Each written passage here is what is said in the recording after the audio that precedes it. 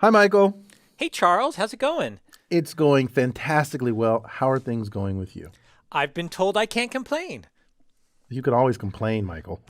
I'd rather not. Okay, well, fair enough. Okay, well, guess what we're going to talk about today?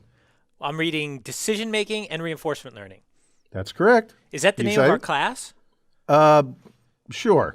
I feel like the class has an actual name. Yeah, decision making reinforcement learning. How do Awesome. you feel about that? I like it a lot, except there is kind of an extra hyphen in there. Where? Between decision and making. You only put that in if it's modifying another noun. Wait, haven't we had this conversation before? It does seem vaguely familiar. Hmm. Oh, you know what it was? When we did our introduction in the machine learning class for decision making and reinforcement learning as a sub piece, we had a very similar conversation. Oh, so why are we doing it again? Well, I mean, do we need to cover the same material? Yeah, absolutely important that we cover some of the same material in the beginning. So maybe we shouldn't do it again. Maybe we should kind of like cut and paste from the other class.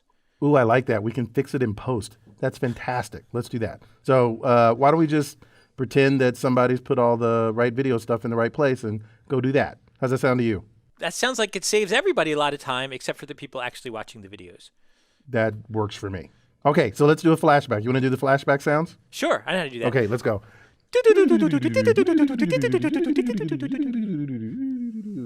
Now, I actually snuck something important in here. I actually stuck two things that are important in here. The first is what's called the Markovian property. Do you remember what the Markovian property is, Michael?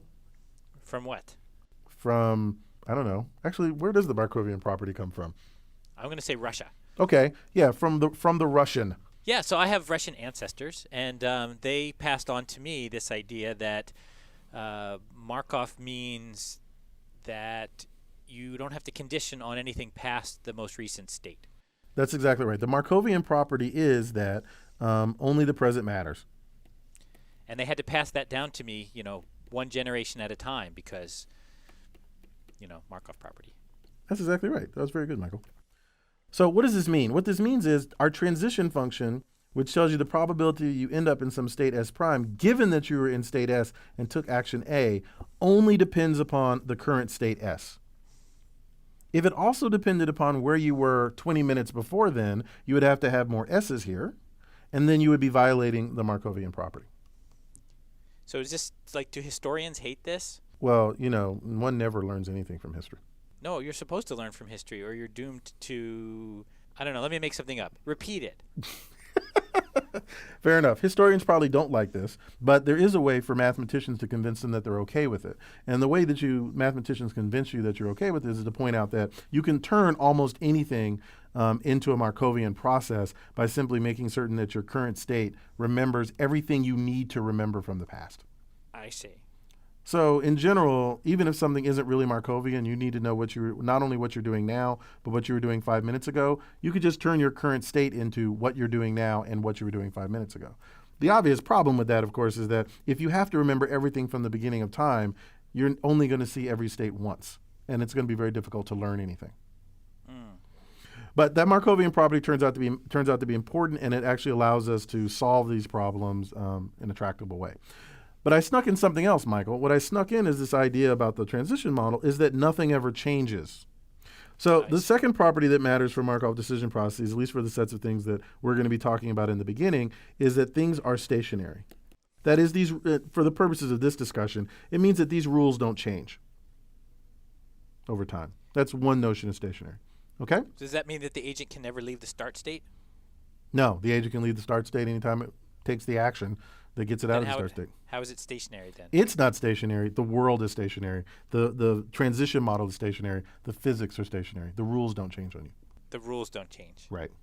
Okay, I see. There's another notion of stationary that we'll see a little bit later. Okay. Last thing to point out about the definition of a Markov decision process is the notion of reward. So reward is simply a scalar value that you get for being in a state. So for example, we might say, this green goal is a really good goal. And so if you get there, we're going to give you $1. This red goal, on the other hand, is a very, very bad state. We don't want you to end there. And so if you end up there, we're going to take away $1 from you. What if I don't have $1? Someone will give you the $1. The universe will give you the $1. Or and then take it away. the universe will take it away, even if you don't have it. You'll have negative dollars. Oh man. Okay, so reward is very important here in a couple of ways.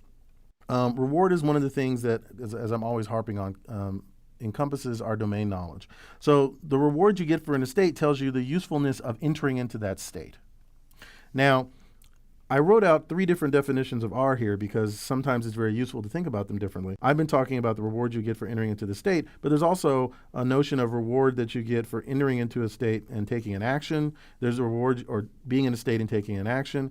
There's a reward that you could get for being in a state, taking an action, and then ending up in another state as prime. It turns out these are all mathematically equivalent, but often it's easier to think about one form or the other. But for the purposes of the, for the rest of this discussion, really you can just focus on this one, the reward or the value of entering into a state. And those 4 things by themselves, along with this Markov property and non-stationarity, defines what's called a Markov decision process, or an MDP. Got it? I'm a little stuck on how those could be mathematically equivalent. Well, we'll get to that later. Do you like a little bit of intuition? Sure. Well, you can imagine that just as before we were dealing with the notion of making a non-Markovian thing Markovian by putting a little bit of history into your state, you can always fold in the action that you took to be in a state, or the action that you took to get to a state as a part of your state. But that would be a different Markov decision process. It would, but they would work out to have the same solution. Oh, I see. Speaking of solutions, this is the last little bit of thing that you need to know, and that is this defines a problem. But what we also want to have whenever we have a problem is a solution.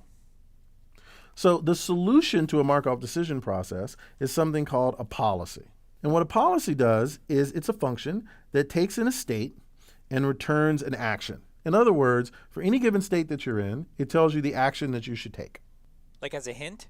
No, it just tells you this is I suppose you don't have to do it, but the way we think about Markov decision processes is that this is the action that will be taken. I see. So it's more of an order. Yes, it's a command. Okay.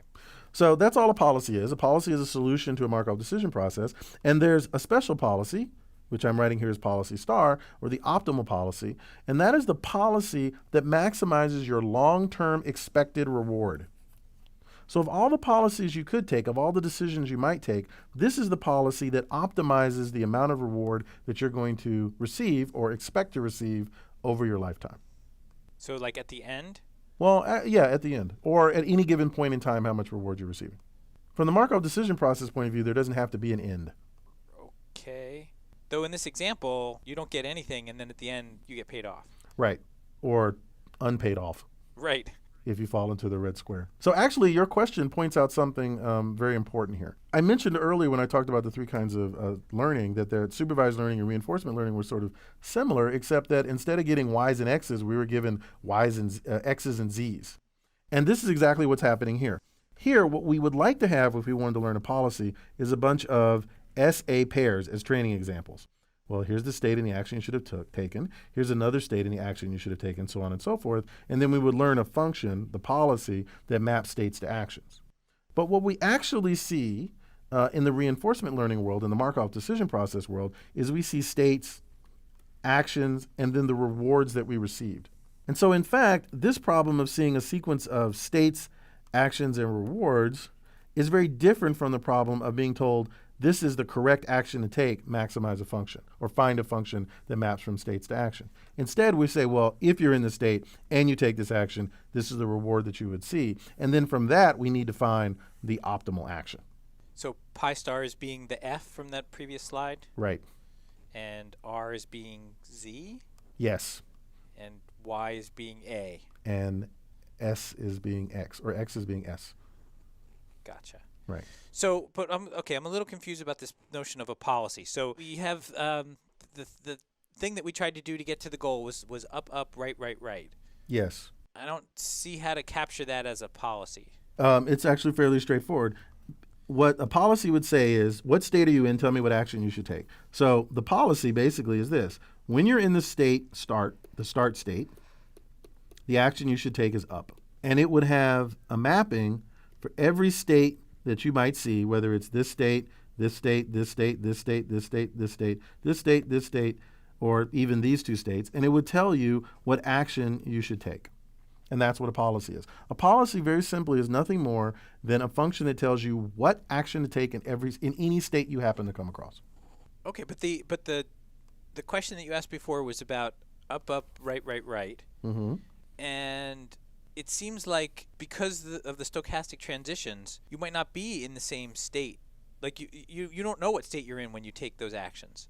No. So one of the things for what we're talking about here for the Markov decision process is there are states, there are actions, there are rewards. You always know what state you're in, and you know what reward you receive. So does that mean you can't do up, up, right, right, right? Well, the way it would work in a Markov decision process, so what you're describing is what's often called a plan. It's tell me what sequence of actions I should take from here. What a Markov decision process does and what a policy does is it doesn't tell you what sequence of actions to take from a particular state. It tells you what action to take in a particular state.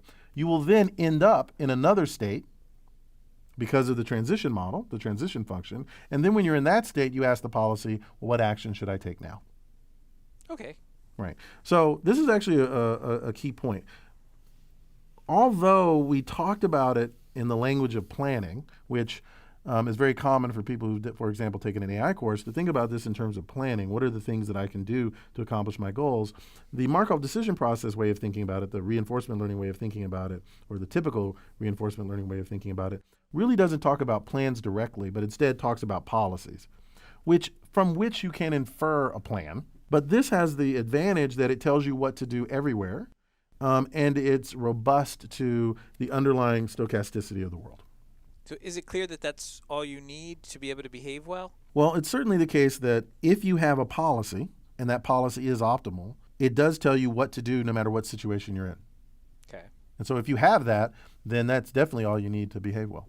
But, I mean, could it be that you want to do something like up, up, right, right, right, which you can't write down as a policy? Why can't you write that down as a policy? Because the policies are only telling you what action to do as a function of the state, not like sort of how far along you are in the sequence. Right, unless, of course, you fold that into your state somehow. But that's exactly right. I mean, the way to think about this is the idea of coming up with a concrete plan of what to do for the next 20 time steps is different from the problem of whatever step I happen to be in, whatever state I happen to be in, what's the next best thing I can do? And just always asking that question. If you always ask that question, that will induce a sequence, but that sequence is actually dependent upon the set of states that you see. Whereas in the other case where we wrote down a particular policy, you'll notice that was only dependent upon the state you started in, and it had to ignore the states that you saw along the way. Mm-hmm. And the only way to fix that would be to say, well, after I've taken an action, let me look at the state I'm in and see if I should do something differently. But if you're going to do that, then why are you trying to compute the complete set of states? Or the complete set of actions that you might take. Okay. Okay, so there you go. Now, a lot of what we're going to be talking about next, Michael, is given that we have MDP, we have this Markov decision process defined like this, how do we go from this problem definition to finding a good policy, and in particular, finding the optimal policy? That makes sense. Good, and there you go. Okay, so I want to talk about two things on this little slide here. The first one is kind of a general observation about rewards and what makes the reinforcement learning MDP problem different from the supervised learning problems that we did before. And that's this notion of not just rewards, but this notion of delayed rewards. So what do I mean by that? Well, so if you think about the way we've set up this kind of problem like we have here, where we're trying to start in this little bottom left-hand square and wind our way up into this +1, there's really this notion of sequences of actions. So in the reinforcement learning context and all the things that we're talking about, at least in the foreseeable future, there's this sort of problem where you take some action and that puts you in some place, and then you take another action and that puts you in some place, and then you take another action and that puts you in some place, and maybe it puts you at a place where you get +1. Or maybe it puts you at a place where you get -1. And what really is going on here is this idea that you take actions that will set you up for other actions, that will set you up for other actions, and only then do you know how good those particular actions you took were. So this reward is not just an idea of getting a reward at every state, it's an idea of getting delayed reward. So you don't know how your immediate action is going to lead to things down the road. So let me give you a concrete example about that. So have you ever played chess? Sure. So let's say we played a long game of chess and maybe it took 60, 61, 62 moves.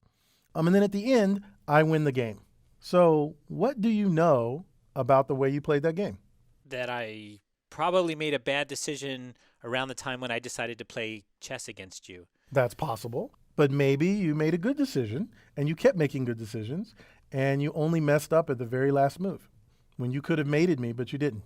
I see. Well, my experience in playing chess is that usually that's not what happens. Usually it's not that I make a bad move and then there's a problem. It's usually I make a move that I think is reasonable that only later I discover put me in a position where I can't possibly do anything good. Right. Well, that's actually the game that I played in New York many, many years ago that I lost was exactly like that. The game went on for like literally 100 moves. I really lost the game on the third move. Oh. I made a mistake. I transposed 2 moves because it was a new opening that I was just learning. And I knew at the time that I screwed up. I played beautiful chess from that point on, but the truth is the other player had a positional advantage from that point on that I could never overcome.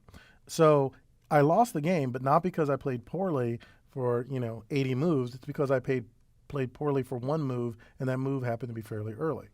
So this is this notion of delayed reward that I played this long game of chess. And maybe I played well and I screwed up in the end. Maybe I played a mediocre game, but I had a couple of brilliant moves and that's why I won. Or maybe I played very well in the beginning, poorly at the end, or the other way around. And the truth is you don't really know. All you know is that you've taken a bunch of actions. You get rewards, signals back from the environment, like I won the game or I lost the game. And then you have this problem of figuring out of all the actions that I took, what was the action that led to me ultimately winning or losing or getting whatever reward that I got at the end of a sequence. Does that make sense? Yeah, it seems like that could be really challenging. You probably need your own like sportscaster listening and commenting. Yeah, and in fact, the sportscaster who's listening and commenting, at least in the MDP world, is in fact the sequence of rewards that you get and the sequence of states that you see. Right? It really is sort of a play-by-play. In this state, took this action, got this reward. And you want to take all of that and then figure out whether this was a good action, your first action, or a poor action, or your second action was good or poor, and so on and so forth. Now, contrast that with supervised learning. So in supervised learning, what you would be getting is, well, I was in this state, this first state, and then this was the proper action I was supposed to take, let's say action 17. And your goal then is just simply to learn a function from states to specific actions. That's how the supervised learning problem is set up, right? Yeah, exactly. In this particular case, you're in some state, you take some action, and you get some reward for the action that you took, or maybe the state that you ended up in, or something. And you get a sequence of these state action reward triples, and then ultimately you have to figure out, for the given states you were in, what was the action you took that helped to determine, or actions you took that helped to determine the ultimate sequence of rewards that you saw. Perhaps this 1 + 1 or this -1 that you got at the end. This is a really difficult problem. It's got its own name. It's called the credit assignment problem. And in fact, because we're talking about a sequence of events over time, we typically refer to this sort of problem as the temporal credit assignment problem. Does that make sense, Michael? Yeah, that's really cool. Although I guess it's credit, but also blame, right? Well, credit and blame blame is just the minus of credit. So without loss of generality, assume that credit can assume a negative or positive value. And yet when I go to the supermarket, they never say blame or credit. Well, that's just because they don't understand the technical terms. Got it. We're really interested in solving this temporal credit assignment problem. As we will see as we talk later on in the course, this sort of issue comes up again and again and again. But I didn't really want to talk about that in any great detail. I just wanted to make certain that people saw the difference between supervised learning and the sort of problems that we're trying to solve now, that really it has to do with sequences and time. What I want to do is focus a little bit more on rewards. And in particular, I want to look at the little grid world that we've been playing with so far and think about how we would learn how to get from our start state, which we always started over here, over to one of the +1 or the -1, depending upon the kind of rewards that we see. So let's push on this rewards notion for a minute if we think about how MDPs are made up. And I'm just going to write down for you what the reward is for the states in this particular grid world, okay? Yeah. So let's say I'm going to set the rewards to be equal to minus 0.04. So the first thing I want to do is I want to make sure you understand what I mean by this. So what I mean when I write this down for this particular example is that the reward that I'm going to receive in every single state is minus 0.04, except, of course, for these two states, which I've already labeled as +1 and -1. Okay? All right. So it seems like you should just never ever move then, right? No, I don't think that's true. Um, let's think about that for a little while. So if I set this reward to be minus 0.04, and you're starting out here in this state, and you have to keep living, you always have to take an action, right? That's the way I've set this up. And you don't get to stop until you reach either +1 or -1. We'll call these terminating or absorbing states. Once you reach into one of these things that ends the game, what would having a small negative reward like this encourage you to do? It's making me think about kind of walking across a hot beach. Because like each time you take a step, you're going to get a little bit of punishment. And the only thing that ends it is if you can get into that nice, cool ocean. And then you get a +1 for that and the -0.04's stop. Right. So that means, so wait, how would you put that another way? It sounds to me like what you're saying is by having a small negative reward everywhere, it encourages you to end the game. Yeah, yeah, I agree with that. Okay, yeah, and I think that's exactly right. I like that analogy a lot. You're in well, it's not a very hot beach. It's just a, slightly unpleasantly warm beach. And you really want to hurry up and get into the ocean. And in fact, you want to hurry up and get into the ocean, even though on your way to getting to the ocean, you might step on some glass. The -1 is. So let's go back to this notion of policy, of mapping states to action. And let's think about us being in this world where you have a reward of -0.04 everywhere except in the absorbing states. What do you think the best set of actions are to take in these different states? What do you think the best policy is? Actually, before you tell me, let me write down what the actual policy is. I'm not going to tell you how we get here, but I'm about to write down the policy that's sort of the best one to take in a world where you have these sets of rewards. Okay? Sure. Okay, you see this, Michael? Yeah, and it makes a lot of sense. Like if you're basically heading towards the rewarding state, the green state. Right, so if I start out here in the leftmost bottom state, basically it says go up and then go to the right, which coincidentally is the policy that we had found before. Cool. There's a couple spots that are a little bit strange, though. Like what?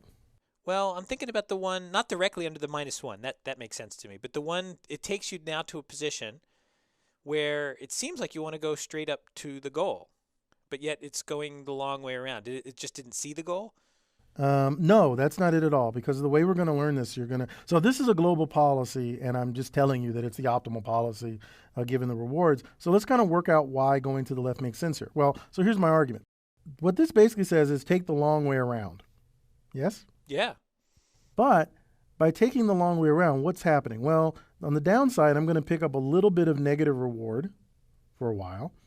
1, 2, 3, 4, 5, 6 or so, which is something like -0.2, -0.3, something like that, right? But by doing this, I avoid ever getting into a state where I might fall into the -1. Ah, because it's stochastic. Right, it's exactly. The stochasticity means that if I'm in this state here, no matter what I do, if I go up, I have some chance of moving to the right and falling into the -1. It's a relatively low chance, it's only 10%, but it works out that moving from here to here, the probability of me falling into here is too high compared to the sort of near impossibility of me ending up falling into -1 if I can follow this path. Interesting. Okay, I guess that makes sense. That's cool.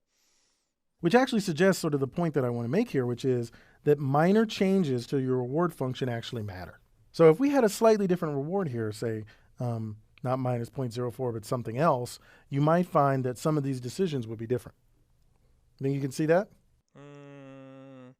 I mean, at the level that I'm understanding it, it seems like if it's 0, that then it's in no particular hurry. If it's minus something big, then maybe it's in a bigger hurry. But I don't see exactly what the difference is going to be. Okay, so let's see if we can help you see the difference by making you take a quiz. Aha! Okay, Michael, so here's the quiz. Are you ready? Sure. Okay, so here's what's going on. I have copied over our little grid world over here twice. So it's the same grid world, except I have changed the rewards that you will receive in all of the states other than the 2 absorbing states. So for the top one, you get a reward of +2 in every single state except for the absorbing states. And in the bottom one, you receive a reward of -2 in every single state but the absorbing states. Got it? Interesting. So what I'm going to want you to do is I'm going to want you to fill in for these boxes that I've indicated, these same 4 boxes in the top and the bottom, whether you should go up, down, left, or right. So enter into each one of them either up, U, D, down, R, right, L, left. Okay? Yeah, I appreciate you making the numbers nice and big because I was worried you were going to say something like minus 0.13. But this, I can do I that. think, no, that wasn't a suggestion. Yeah, let's go with the +2 and -2. I feel like there's a better chance I might be able to get it. Okay, but so you think you got the what we're trying to do here? I do. Now, just to make sure that I'm there, the +1 and the -1 end the game. Yes. And there's no more reward after that. It's like 0 forever. Yep. And the other things, the bluish rewards, I would get them continually until a state is reached. Right, exactly. Where the game ends. Okay, yeah. No, that's cool. Okay, cool. All right, so go. Okay, Michael, you got answers for me? Sure. All right. Wait, do I need to make any assumption, or can I make any assumptions I want about the non-blue states? No. It doesn't matter. Actually, so the answer is Maybe no. it does. The answer is no, but it doesn't actually matter because remember, it's all very stationary and Markovian. So the only thing that matters is where you are. You're stationary, Markovian. All right, so I think okay. So let's do the first one then. Okay. So this is pretty cool. So by changing the reward the way that you did, it's not a hot beach anymore. It's like like super awesome money beach. Yes, it's like a beach made of bacon. Sure. Okay, let's think of it that way. Though neither of us are eating bacon at the moment. At the moment. I can, right, because then our mouths would be full and it would be very difficult to give this lecture. All right, so no. I mean, like even. All right, never mind. The point is that it's awesome and there's like diamonds. I don't know. I just saw the Hobbit movie and there was a room filled entirely with treasures, and so this is kind of like that. And so now the question is, what should I be doing? Like I should never go to the +1 or the -1 because that ends my treasure gathering. I should just continue to stay in states that aren't those states. Okay. So I would say left for the top state. Mm-hmm. Let's say left for the bottom state. This one? Okay. And the other two I need to think about for a moment. So I feel like I'd like to get away from the -1. Mm-hmm. So like, to go up. But then that would give me some chance of slipping, wouldn't it? Mm-hmm. Let's see. I don't want to go to the right. I don't want to go down. I'm going to go to the left. Mm-hmm. I'm going to bash my head against the wall because then I get money. Yeah. That's weird. There's really no pain for running into the wall? Nope. You just stay where you are. All right. And for the bottom one, I feel like it's the same kind of thing. I don't want to go to the right or to the left because then there's a probability that I'll slip and end up ending my game. So I'm going to go down. Yeah. I like that. So most of these are right. And one of them is wrong. Or it's not that it's wrong. It's just it's not as right as it could be. Which one do you think that is? I think they're right. But if there's one that I could imagine you not being so happy with, which is the bottom one. There are 2 bottom ones. You mean this one? Yeah. Yeah. What would I like? I think you might prefer if I bash my head against the wall. No, actually, it turns out that this is a correct answer. So all 4 of these are correct. But in this particular state, it actually doesn't matter which way you go. Oh, I see. A more complete answer Yes. would be doesn't matter. Yeah. And is that true of any of the other ones? No, I guess you're right. The other ones you have to go in the direction indicated. Right. So by the way, just like here, it doesn't matter which direction you go in. It's actually true for all of the other states as well. It doesn't matter where you go because in these 3 states, these are the only states where you could end the game. And in each of them, you can take an action that guarantees that you don't end the game. So it really doesn't matter about where you do it in the other states. Cool. Right? So that's a good argument. This makes a lot of sense. So at the end of the day, basically, because the reward is positive and you're just accumulating reward or diamonds and treasure, as you put it, you just never want to leave. So you always want to avoid either of these states. It doesn't matter that there's a positive one here and a negative one here. If I can stay here forever, then I just accumulate positive reward forever. Okay, so what's the next one? So interesting. So now the beach is really, really hot. It's -2. So I want to get off here as quickly as I can. So definitely the top one, I would go to the right and just try to get that +1 and get out of here. Yeah. All right. So then let's think about the bottom right. Okay. So in the best of all possible worlds, I go around and dump into the +1. And that would take me, again, if I don't slip at all, 1, 2, 3, 4 steps to do that. Mm-hmm. Actually, wait, 1, 2, 3. 3 steps on the hot sand. Yep. And I'm getting a -2 for each of those. So that's like -6. Mm-hmm. So I could get that +1 at the end, and that makes it only -5. But I think I'd rather just get off the beach. So I'm going to say in the bottom right to actually dive into the pit of pain because it can't be as bad as where I am. That's exactly right. So, okay, so then the one next to it on the left is a little trickier.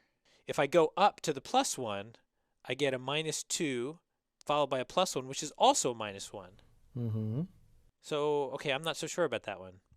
Well, remember, you'll always have some probability of ending up back where you started. Is that true? Oh, because well, no, that's not true. If I dive straight into the -1, Mm-hmm. then I have 0.8 chance of going to the -1, 0.2 of going up to the arrow that's labeled, 0.2 going down to the blue box that's not labeled. Mm-hmm. Wait, 0.2? No, 0.1. Mm-hmm. Whereas if I go up, right, I might stay where I am and accrue -2. Like, yeah, I feel like I need a calculator for this. Yeah, but I think your intuition is right, though.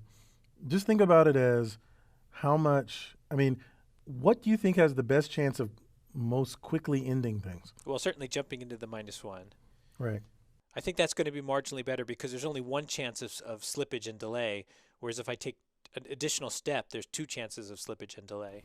Exactly. That's exactly the right kind of argument to make. And because the -2 is so big, you're just better off ending it even if you ended in pain, in the same way that you were in the bottom right-hand corner. And so bottom left, I would say the cleanest thing would be to jump into the -1. So to go to the right so that I can go up and get into the -1.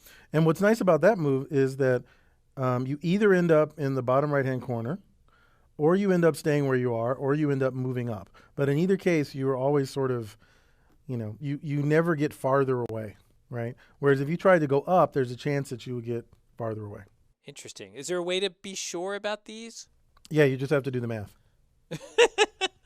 Do we know how to do the math? Yeah, you just do expectations. You can basically just say, well, what's the expected time? Since you know what you're trying to do here is to get to the end, you could calculate the expected length of time it'll take you to get there. And then just, multiply by all the rewards you're going to get in the meantime. If it helps, though, I will tell you that for any value where the reward is less than -1.6284, this is the right thing to do. Okay. Just so you know. All right. So you're saying you actually do know that this is the optimal, the thing that we have written. Yes, I know that this is the optimal. All right. Let me just draw out the rest of it for you. So it's I think interesting to compare this one, the bottom right one, where you've given me negative reward to encourage me to end the game, with our main one up here in the upper left, where you've also given me some negative reward to encourage me to end the game. If you look carefully, you'll notice that in this one, you're encouraged to end the game, but you're really encouraged to end the game at a +1. Here, the reward is so strongly negative, you just need to end the game. And so you end up with a different response here, because it's just as quick to get to the -1 and end your pain as to take this extra step and try to get to the +1. And you end up with a different response here, here, here, and here. That's really interesting. Yeah, it is. And so these changes matter. And they matter a great deal. So how am I supposed to choose my rewards? Carefully and with some forethought. Nice. But, again, there's lots of ways to think about this. So the way we've been sort of talking about MDPs is kind of the way we've been talking about. We talked in the first part of the course when we talked about having teachers and learners. You can think of your reward as sort of the teaching signal and sort of the teacher telling you what you ought to do and what you ought not to do. But another way of thinking about this is that because the rewards define the MDP, the rewards are our domain knowledge. I see. So if you're going to design an MDP to capture some world, then you want to think carefully about how you set the rewards in order to get the behavior that you wish. That's fair. I mean, it seems a little bit like a cop-out, but I think it seems like a necessary one. Yeah, again, no matter what you do, you've got to be able to inject domain knowledge somehow, or otherwise there's no learning to do. And in this case, the reward basically is telling you how important it is to get to the end. Cool. Okay. All right, let's move on. All right, so having gone through that exercise, Michael, I think it's worthwhile to step back a little bit and think about the assumptions that we've been making that have been mostly unspoken. And I'm going to say that the main assumption that we've been making in some sense boils down to a single word, and that word is stationarity. So let me tell you what I mean by that and why by kind of illustrating what it is we've been sort of doing for a little while. Okay? Sure. Okay. So the first thing I'm going to say is that we've actually been kind of assuming infinite horizons. So what do I mean by that? When we think about the last grid world that we were playing with, we basically said, well, I want to avoid going to the end as quickly as possible if I have rewards of a certain value or whatever, because, the game doesn't end until I get to an absorbing state. Well, that sort of implies that you basically can live forever, that you have an infinite time horizon to work with. Now, can you imagine why, if you didn't have an infinite time horizon to work with, you might end up doing something very different? Different than what we were doing in the grid world. Right. So here, let me show you the game that we were the grid world that we were doing before. Might help you to think about it. So here's the grid world we had before, and as you'll recall, we had a particular policy that sort of made sense. Here, I'll write it out for you again. And this was with a case where we had a reward of minus 0.04. Remember? We just did this. Remember? Yep. Okay. And this was the policy that turned out to be optimal. And the feature I want you to pay attention to here is that when you're over right here near possible end state, rather than going up, it made sense to take the long way around because you were going to get some negative reward, but it's a small enough negative reward compared to where you might end up, okay, with a positive one. Yeah, I see. Uh-huh. And that makes some sense. Well, that only makes sense if you're going to be living long enough that you can afford to take the long route around. What if I told you only had, say, 3 time steps left and then the game is going to end no matter where you end up? Well, it might make more sense to take some risk and to just try to take the short way, because otherwise there's really no chance you're going to get to the +1. I'm not entirely convinced of that, though, because there's still a chance that you'd fall into the -1 along the way. Right. So the exact value, whether it makes sense to take the risk or not, is going to depend upon 2 things. We've already talked about one of them, which is the actual reward that you get. If this reward were, negative enough, then clearly it makes sense to just try to end things quickly, right? We just showed that in the last quiz. But the other thing it's going to depend upon is how much time you have in order to get to where you're going. If you've only got 1 or 2 time steps before everything's going to end, you can imagine that there are cases where, without changing the reward too much, it makes a lot of sense to try to go ahead and quickly get to this +1, even though you have some chance of falling into the -1. As opposed to trying to move away where you're then kind of all but guaranteed that you're never going to reach the +1. So whether it makes sense to take the risk or not will depend upon the reward, but it's also going to depend upon whether you have an infinite amount of time to get to where you want to get to, or whether you have a finite amount of time. And the real major thing that I want you to get out of that is that if you don't have an infinite horizon, but you have a finite horizon, then 2 things happen. One is the policy might change because things might end. But secondly, and more importantly, the policy will change or can change even though you're in the same state. So if I told you, if you're in this state right here, and I told you didn't have an infinite amount of time, but you still had 100 million time steps, then I think it's clear that it still makes sense to go the long way around, right?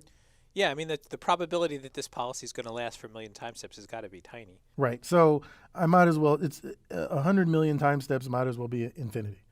But if I make that number not 100 million, but I make it 2 or 3 or 4, then suddenly your calculus might change. And in particular, your calculus will change even though I'm in the same state. Right? So maybe this state right here, if I've got 100 million time steps, I still want to go the long way around. But if I've only got a few time steps, the only way I'm going to ever have a chance of getting positive reward is to go this way. Does that make sense? I guess so. So you're saying, for example, even within a single run, it could be that I'm in a state and I try an action and maybe it doesn't work and I stay where I am, and I try it again and maybe it doesn't work and I stay where I am.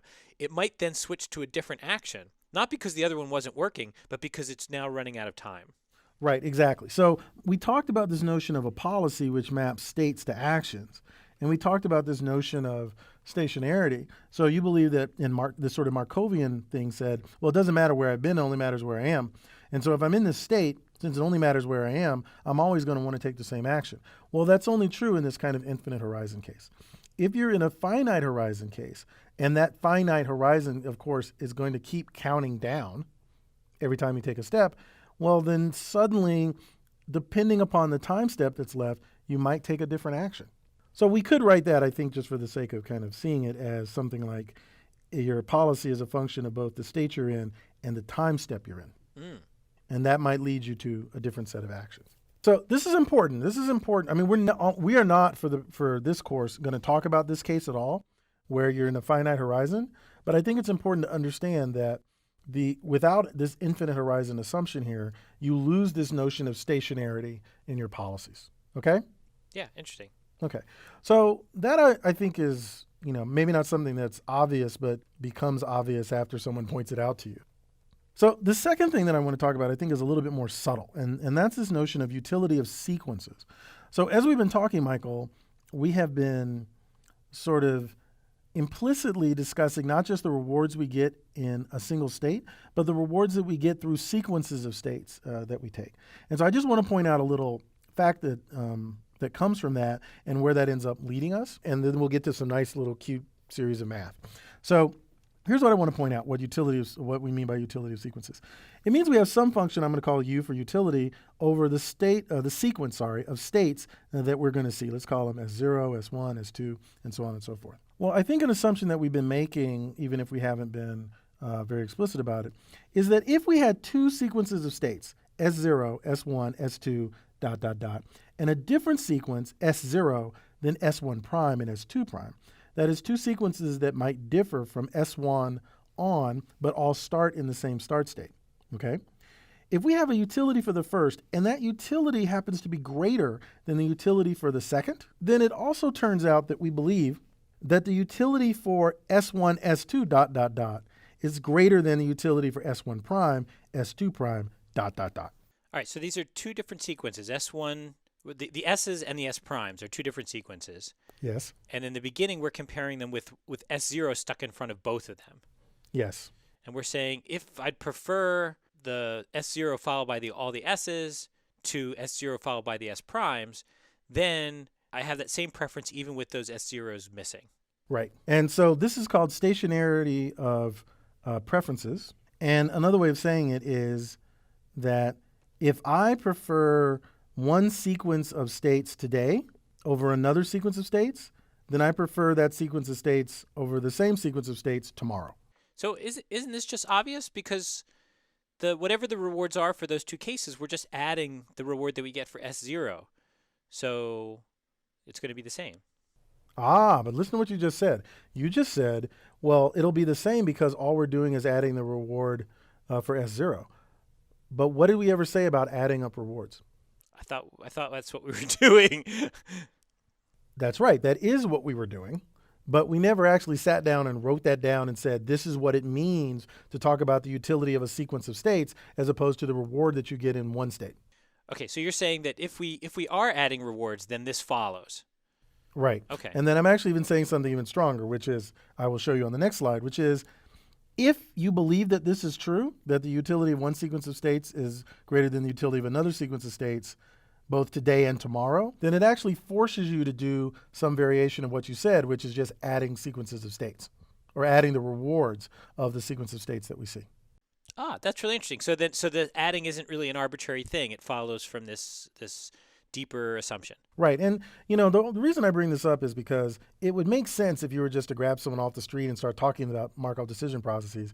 One of two things would happen. Either they'd run screaming from you like you're a crazy person, or they would sit and they would listen. And if they listened, they would just completely buy into the idea that you just add up sequences of sequences of rewards that you see as a way of talking about how good the states are, because that's a very natural thing to do. But it turns out that mathematically, that if you have this notion of sort of stationarity of preferences and this sort of infinite horizon world, you really are in a case where this has to be true. And it has to be the case that you have to do some form of addition, because nothing else sort of can be guaranteed to maintain this property over stationary preferences. I mean, as you said, if I got one sequence of states and another sequence of states, and by just prepending or appending another set of states to it, I'm still going to always guarantee that one's greater than the other. You kind of have to do some form of adding the reward that you see in those states in both cases. Because if you don't do that, then eventually this inequality will not hold. So let me write that down in math terms and see where it gets us, okay? Cool. All right, Michael, so let's write that down in math, okay? You like math, right? I do. Okay, so here's the math version of it. I'm going to just say that the utility that we receive for visiting a sequence of states as 0, as 1, as 2, ellipsis, is simply the sum of all the rewards that we will receive for visiting those states. Sure. Does that make sense? Yeah. Is that consistent with what you were doing when you were thinking about the grid world? Yeah, exactly. But I thought we were going to make that not definitional. We were going to derive that it had to be that way. No, we're not. They can read about it. It'd take me like an hour and a half to do that. All right. And I'm already losing my voice. But what I want you to believe is that the utility of the sequence of states, thinking of it as the sum of all the rewards, makes sense, right? And if nothing else, at least it's consistent with what you've been doing as we've been talking about this grid world. Yeah, absolutely. I mean, it also kind of makes me think about money. Go on. Well, so I mean, that's sort of how money works. If we get some kind of payoff each day, those payoffs get added to each other. They don't get, subtracted or multiplied or square rooted or whatever. They just, they go into your bank account and things add. So this feels like kind of like that. It's like money in my pocket. Sure, if you have a big enough pocket. Okay, I'm with you on that. All right. So I'm going to say that this all makes sense. It's really awesome, and it sort of doesn't work. What? And to illustrate why this doesn't work, I'm going to give you a quiz. Yay. Because you like quizzes. So I've been told. So here's the quiz. You see on the screen this sort of unexplained two little squiggles with a bunch of numbers in front, on top of them, or under them, or near them? Yeah, I assume that's a river, and on one bank it's the land of the +1s, and the other bank has been infiltrated by +2s. That's not what I intended at all, but I actually like that enough that I'm going to pretend that that's what I intended. So these work out to be sequences of states. Oh, I see now. And rewards that you receive. No. It's a river bank, and on one side of the bank, as you walk along it, you get a bunch of +1s, and on the other side, you get a bunch of +1s and some +2s. And this just goes on forever.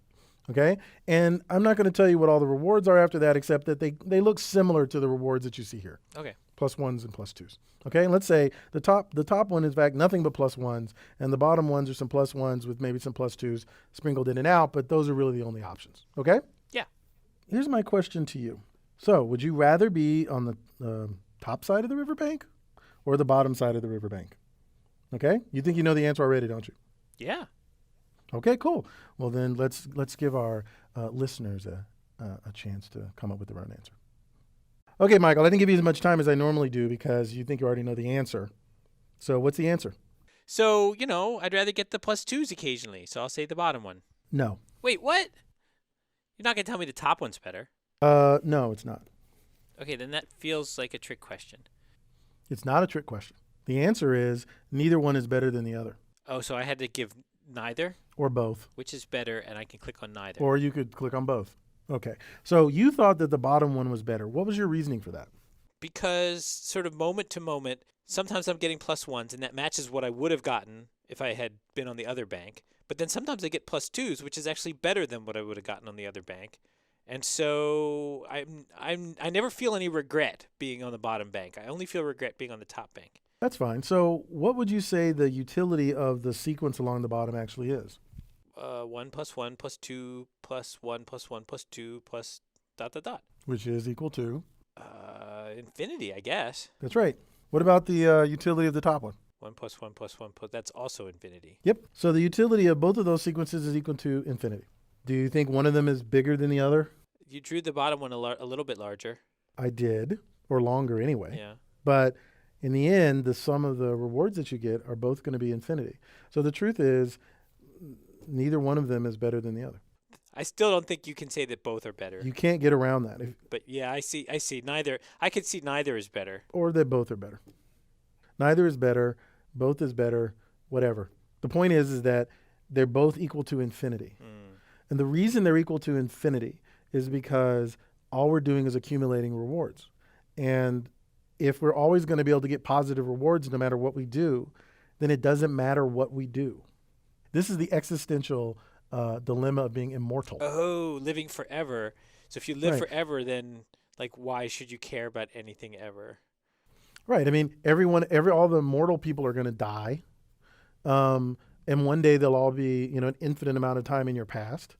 I could do this thing here, which is pleasurable, or I could do this thing right now that, is less pleasurable, but will eventually get me to a better place. But if I'm going to live forever and I can always get to a better place, then it really doesn't matter what I do. It really doesn't matter. Because I'm just accumulating rewards. I'm living forever, and infinity is infinity, and there's really no way to compare them. Having said that, your original notion that, look, it feels like I should never regret having taken the second path compared to the first because I will occasionally do better, seems like the right intuition to have. I see, but it's just not built into this particular utility scheme. Right. But it turns out there's a very easy way we can build it into this utility scheme by just making one tiny little change. Would you like to see it? Yes. Beautiful. Let's see it then. Hi, Michael. Hey, Charles, how's it going? It is going quite well. Thank you very much for asking. How are things going with you? I can't complain because I've been barred by a judge. I'm pretty sure you can still complain. Complaining is a fine art that requires lots of practice. Guess what we're going to do today? I'm reading Decision Making and Reinforcement Learning, which is very exciting. It is. Except the hyphen. Yeah. Except for the hyphen? Yeah, the hyphen's wrong. Why? Because it's not decision-making. You're right. I normally don't do that, but people always want to put a dash. So what I'm going to do is for you, Michael, just for you, I'm going to remove the dash. Thank you. And I'm going to put it over here where it belongs. No. There. Well, Michael, this is the first of our discussions on the last mini course of machine learning, reinforcement learning, which I believe you know a little bit about. I am very interested in reinforcement learning. Excellent. So I'm just going to do a little bit of background. It's going to be relatively short and straightforward. We're going to do a couple of quizzes because I know how much you like quizzes. And then we're just going to go back and forth and see what we get to learn about reinforcement learning. Sound good? Excellent. Excellent. Okay, so let's get started. Okay, Michael, so here's the little trick. So all I've done is I have replaced the equation at the top with an alternate version of the equation. Okay. And it looks like you're now exponentially blowing up the reward. I am not exponentially blowing up the reward. Instead, what I've done is I've added up the rewards that I'm going to see for the states that I'm going to see, and I multiplied it by gamma to the t, but gamma is between 0 and 1. I see. So do you? Well, kind of. So it doesn't exponentially blow up; it exponentially implodes. Right. So things that are like 1,000 steps in the future, if we take something that's less than 1 and we raise it to that power, it goes essentially to 0. So it's like it starts off, the rewards are kind of substantial, and then they trail off quickly. Right. And in fact, we can write down mathematically what this is. You actually, if you stared at it long enough and you remembered your intermediate algebra or your calculus or wherever it is you learn this stuff, you would probably recognize this as a special kind of sequence or series. Do you remember what it is? Television series? No, but that's remarkably close. So let's see if we can bound this particular equation. So we know that this version of the equation eventually ends up being infinity if all the rewards are positive, right? Mm-hmm. So what does this end up being even in the case where all the rewards are positive? Well, we can bound this from above by the largest reward that we will ever see in the following way. So all I've done is said, well, I don't know what the rewards are, but there is some maximum reward. I'm going to call it R max. And if I pretended that I always got the R max reward, as long as that's an actual number, a finite number, I know that this is bounded from above by this expression. Well, what does this look like? Maybe this does look like a series you remember. Geometric series? Yes, this is the geometric series, and this is exactly equal to this. And I assume that the summation causes the max to become lowercase? Yes, it does. That's a trick that they don't really go over deeply in calculus, but it's true. Oh, that's cool. All right, so the maximum reward divided by 1 minus gamma. So when gamma is really close to 0, you're getting just that one reward in the beginning, and then everything falls off to nothing after that. Yep. And if gamma is really close to 1, you're dividing by something that's teeny tiny, which actually is like multiplying it by something that's really big. So it kind of magnifies the reward out. But it's not infinity until gamma gets all the way up to 1, and that's the same case we were in before. Right. So in fact, you'll notice the way I wrote this, gamma has to be between 0 and 1, 0 inclusive, but strictly less than 1. If I made it so that it could include 1, well, that's actually the first case. Got it. because 1 to a power is always 1. And so this is actually a generalization of the sort of infinite sum of rewards. This is called discounted rewards or discounted series or discounted sums. And it allows us, it turns out, to go an infinite distance in finite time. Wait. If that makes sense. No. Well, it does. An infinite distance? Yeah, that's at least the way I like to think about it. So if we're discounted in this particular way, then that gives us a geometric series. And what it does is it allows us to add an infinite number of numbers, but it actually gives us a finite number. Cool. So this means we can still have our, and it turns out, by the way, just to be clear, that this world that we're in, where we are in between 0 and 1, 0 inclusive, is still consistent with our infinite horizons and our stationarity over preferences. So we can add things together and be consistent with those assumptions we were making before, or we can do discounted rewards and we're still going to be consistent with what we're doing before. But the difference between this case and this case is that by doing the discount, we get to add infinite sequences and still get something finite. The intuition here is that since if gamma is less than 1, then eventually as you raise it to a power, it will basically become 0. I mean, that's why it's a geometric series, which is like having a finite horizon. But that horizon is always the same finite distance away, no matter where you are in time, which means it's effectively infinite or unbounded, or however you want to think about it. So it's like you take a step, but you're no closer than when you started. Right. So what does that mean in a world where you meant to say you're no closer to where you were trying to end up? So that means that even though you've taken a step forward, the horizon sort of remains a fixed distance away from where you are. Mm-hmm. That's what it means to have this kind of this gamma value here. And so you can still treat it as if it's always going to be infinite, even though it gives you a finite value, and that gives you your stationarity.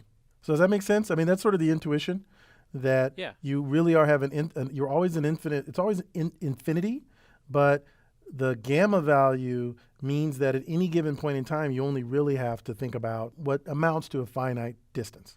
You never get closer to the horizon, even though you're always taking steps towards it. But there still is a horizon that you can see, if I can kill that analogy. So can you explain to me why it has this form, this Rmax over 1 minus gamma? I could. You can kind of prove that in a little cute math way, and I'm happy to take that diversion if you want. Yeah, I think so. Okay. I mean, unless you were going to tell me something else. Well, how about I tell you something else and then I take that diversion? Okay. Okay, so here's something else. In the beginning I said, this is like going an infinite amount of distance in finite time, which you rebelled against. And my explanation is more about how infinity looks finite, which is not the same thing as going an infinite amount of distance in finite time.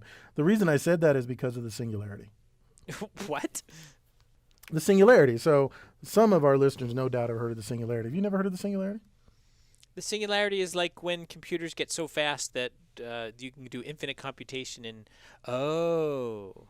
Right. So the singularity, for those of you who don't know, is this sort of observation that has been made by many folks that the sort of limit to computer power growing faster is the fact that it takes us some amount of time to design the next generation of computers, right? So Moore's law says everything doubles, every 18 months or whatever. But if we could design things faster, then we could actually make it double more quickly. So one day we'll get to the point where the computer, which I will draw here like that, the computer can actually design the next generation of computer. Well, when it designs the next generation of computer, that computer will also have the ability to design the next generation of computer, but it will be able to design it twice as fast. And then the next one will be able to design its successor twice as fast, and so on and so forth. So this little time between generations will keep having every single time, which looks remarkably like a geometric sequence. And so once we reach this point where the computer can actually design its successor, we will then be able to do an infinite number of successors in finite time. And that's when the world comes to an end, and that's what's called the singularity, because we can't understand what happens after that point. So that's what I mean by going an infinite amount of distance in finite time. It just doesn't seem like distance, but yeah, that's a weird example. I think it makes sense. Infinite number of doublings in it. Yeah, no. Well, we'll do some assignment where we allow people to decide whether this makes sense or one of your analogies makes sense. And I'll just remind the listener that I'm the one who'll be assigning final grades. Okay, so with that, let's go and do your little diversion, and then we'll come back to doing a whole lot of math. So I actually think this little nice diversion will be a warm up to all the math we're going to be doing. Okay. Ooh, warm math. So if we think about the equation that we were doing before, which was, the sum of all these gammas times some R max, we can basically take out the R max, and what we end up with is something that looks like that, right? You're summing together a bunch of gammas and then multiplying the result by R max. So what does that actually look like? Well, that looks like this. Gamma to the 0 plus gamma to the 1 plus gamma squared plus ... eventually multiplied by R max, right? Mm-hmm. So let's call this X, okay? Does X include the R max or not? No. So we'll just call the little sequence of it's going to turn out not to matter, but let's just call the sequence of gammas that we're adding together, let's just call that X. Good. Well, if you look at it, this is actually recursive, right? Because it's an infinite sequence, if you sort of shifted it 1 over in time, you would end up with just the repeated sequence again, right? Which means that we can write X in terms of itself. X equals gamma 0 plus gamma times X. I see. So it's shifted over, but then you have to multiply it again by gamma to get up to gamma 1, gamma 2. Right, exactly. So this is just, it's just math. That's just all it is. So we can try to solve for X and figure out what X is, right? Cool. So what is X? Well, we can subtract from both sides, and so we end up with something like X minus gamma X equals gamma 0, right? Seems like we can stop writing gamma 0. Isn't that just 1? Yes, but I've gone too far, Michael. I've already All written right. gamma 0. So this becomes X times 1 minus gamma equals gamma 0, or as Michael so astutely points out, 1, right? Which means what? It means that So then we divide by 1 minus gamma. X is 1 over 1 minus gamma. Neat. And I that, see. of course, we're going to multiply by R max. And get the formula that we had. That's nifty. Yeah, and there we go. So why do we do this? Well, because you like stuff like this. And it points out something very simple, which is that geometry is easy. I don't think that's the kind of geometry that people usually think of. Well, they should be thinking of this kind of geometry. So geometry is easy. And by doing little cute algebra, we can derive ridiculous equations that turn out to help us go an infinite distance in finite time. I don't think that's what they're doing, but okay. So let's think of this as warm up for what I actually wanted to show you, which is going to turn out to be a whole lot of math. Okay? All right, let's go for All it. right, let's do that. Okay, so Michael, in the spirit of what we just went through in deriving the geometric series, I'm now going to write down a bunch of math. And what I'm going to do is I'm just going to say it at you, and you're going to interrupt me if it doesn't make sense. Okay? That makes sense. It does. Okay, so here's the first thing I'm going to write down. I've decided that by going through this exercise of utilities and discounted reward, we can now write down what the optimal policy is. The optimal policy, which as you recall is simply pi star, is simply the one that maximizes our long-term expected reward, which looks like what? Well, it looks like this. There, does that make sense? Let me think. So we have an expected value of the sum of the discounted rewards at time t, and given pi, meaning that we're going to be following pi. Mm-hmm. So these are the sequence of states we're going to see in a world where we follow pi.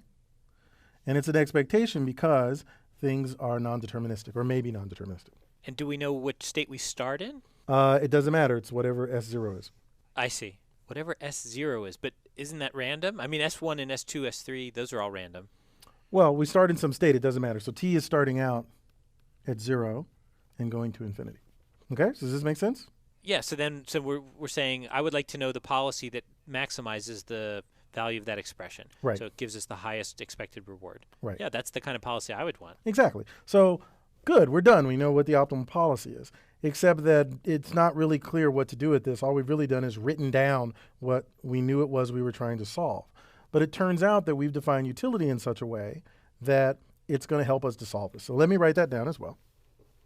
I'm going to say that the utility of a particular state, okay? Well, it's going to depend upon the policy that we're following. So I'm going to rewrite the utility to take as a superscript pi. And that's simply going to be the expected set of states that I'm going to see from that point on, given that I follow a policy. There, does that make sense? Feels like the same thing. I guess the difference now is that we're saying the utility of the policy at a state is what happens if we start running from that state. Yep, and we follow that policy. Got it. Right? So this answers the question you asked me before about, well, what's S0? Well, we talk about that in terms of the utility of a state. So how good is it to be in some state?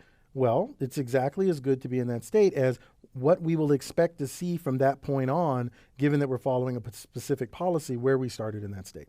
Does that make sense? Okay. Yeah. Very important point here, Michael, is that the reward for entering a state is not the same thing as the utility for that state, right? And that in particular, what reward gives us is immediate gratification or immediate feedback. Okay? But utility gives us long-term feedback. Does that make sense? So when a reward for a state is the actual value that we get for being in that state, the utility for a state is both the reward that we get for that state, but also all the reward that we're going to get from that point on. I see. So, yeah, that seems like a really important difference. Like if I say, here's $1, would you poke the president of your university in the eye? You'd be like, okay, the immediate reward for that is 1, but the long-term utility of that could be actually quite low. Right. On the other hand, I say, well, why don't you go to college? And you say, but that's going to cost me $40,000. Or better yet, why don't you get a master's degree in computer science from Georgia Tech? And you say, but that's going to cost me $6,600. Yes, but at the end of it, you will have a degree. And by the way, it turns out that the average starting salary for people getting our master's degree versus our undergraduate degree is about $45,000. So is it considered product placement if you plug your own product within the product itself? No, I'm just simply stating facts, Michael. This is all I'm doing. It's just facts. All right. This is called fact All placement. The point is, there's an immediate negative reward of, say, $6,600 for going through a degree, or maybe it's $10,000 by the time the 15th person sees this. But anyway, it's some cost. But presumably it's okay to go to college or go to grad school or whatever, because at the end of it, you're going to get something positive out of it. So it's not just that it says it prevents you from taking short-term positive things if that's going to lead to long-term negative things. It also allows you to take short-term negatives if it's going to lead to long-term positives. That makes sense. Right. And what this does is this gets us back to what I mentioned earlier, which is this notion of delayed reward. So we have this notion of reward, but utilities are really about accounting for all delayed rewards. And if you think about that, I think you can begin to see how, given you have a mathematical expression for delayed rewards, you will be able to start dealing with the credit assignment problem. Cool. Okay, so let's keep going and write more equations. So now that we've got utility defined and we've got this pi star defined, we can actually do an even better job of writing out pi star. And let me do that. All right, so does this equation make sense, Michael? Let's see. So the policy, is that a star again, or is that a K? That's a star. So it's the optimal policy. All right.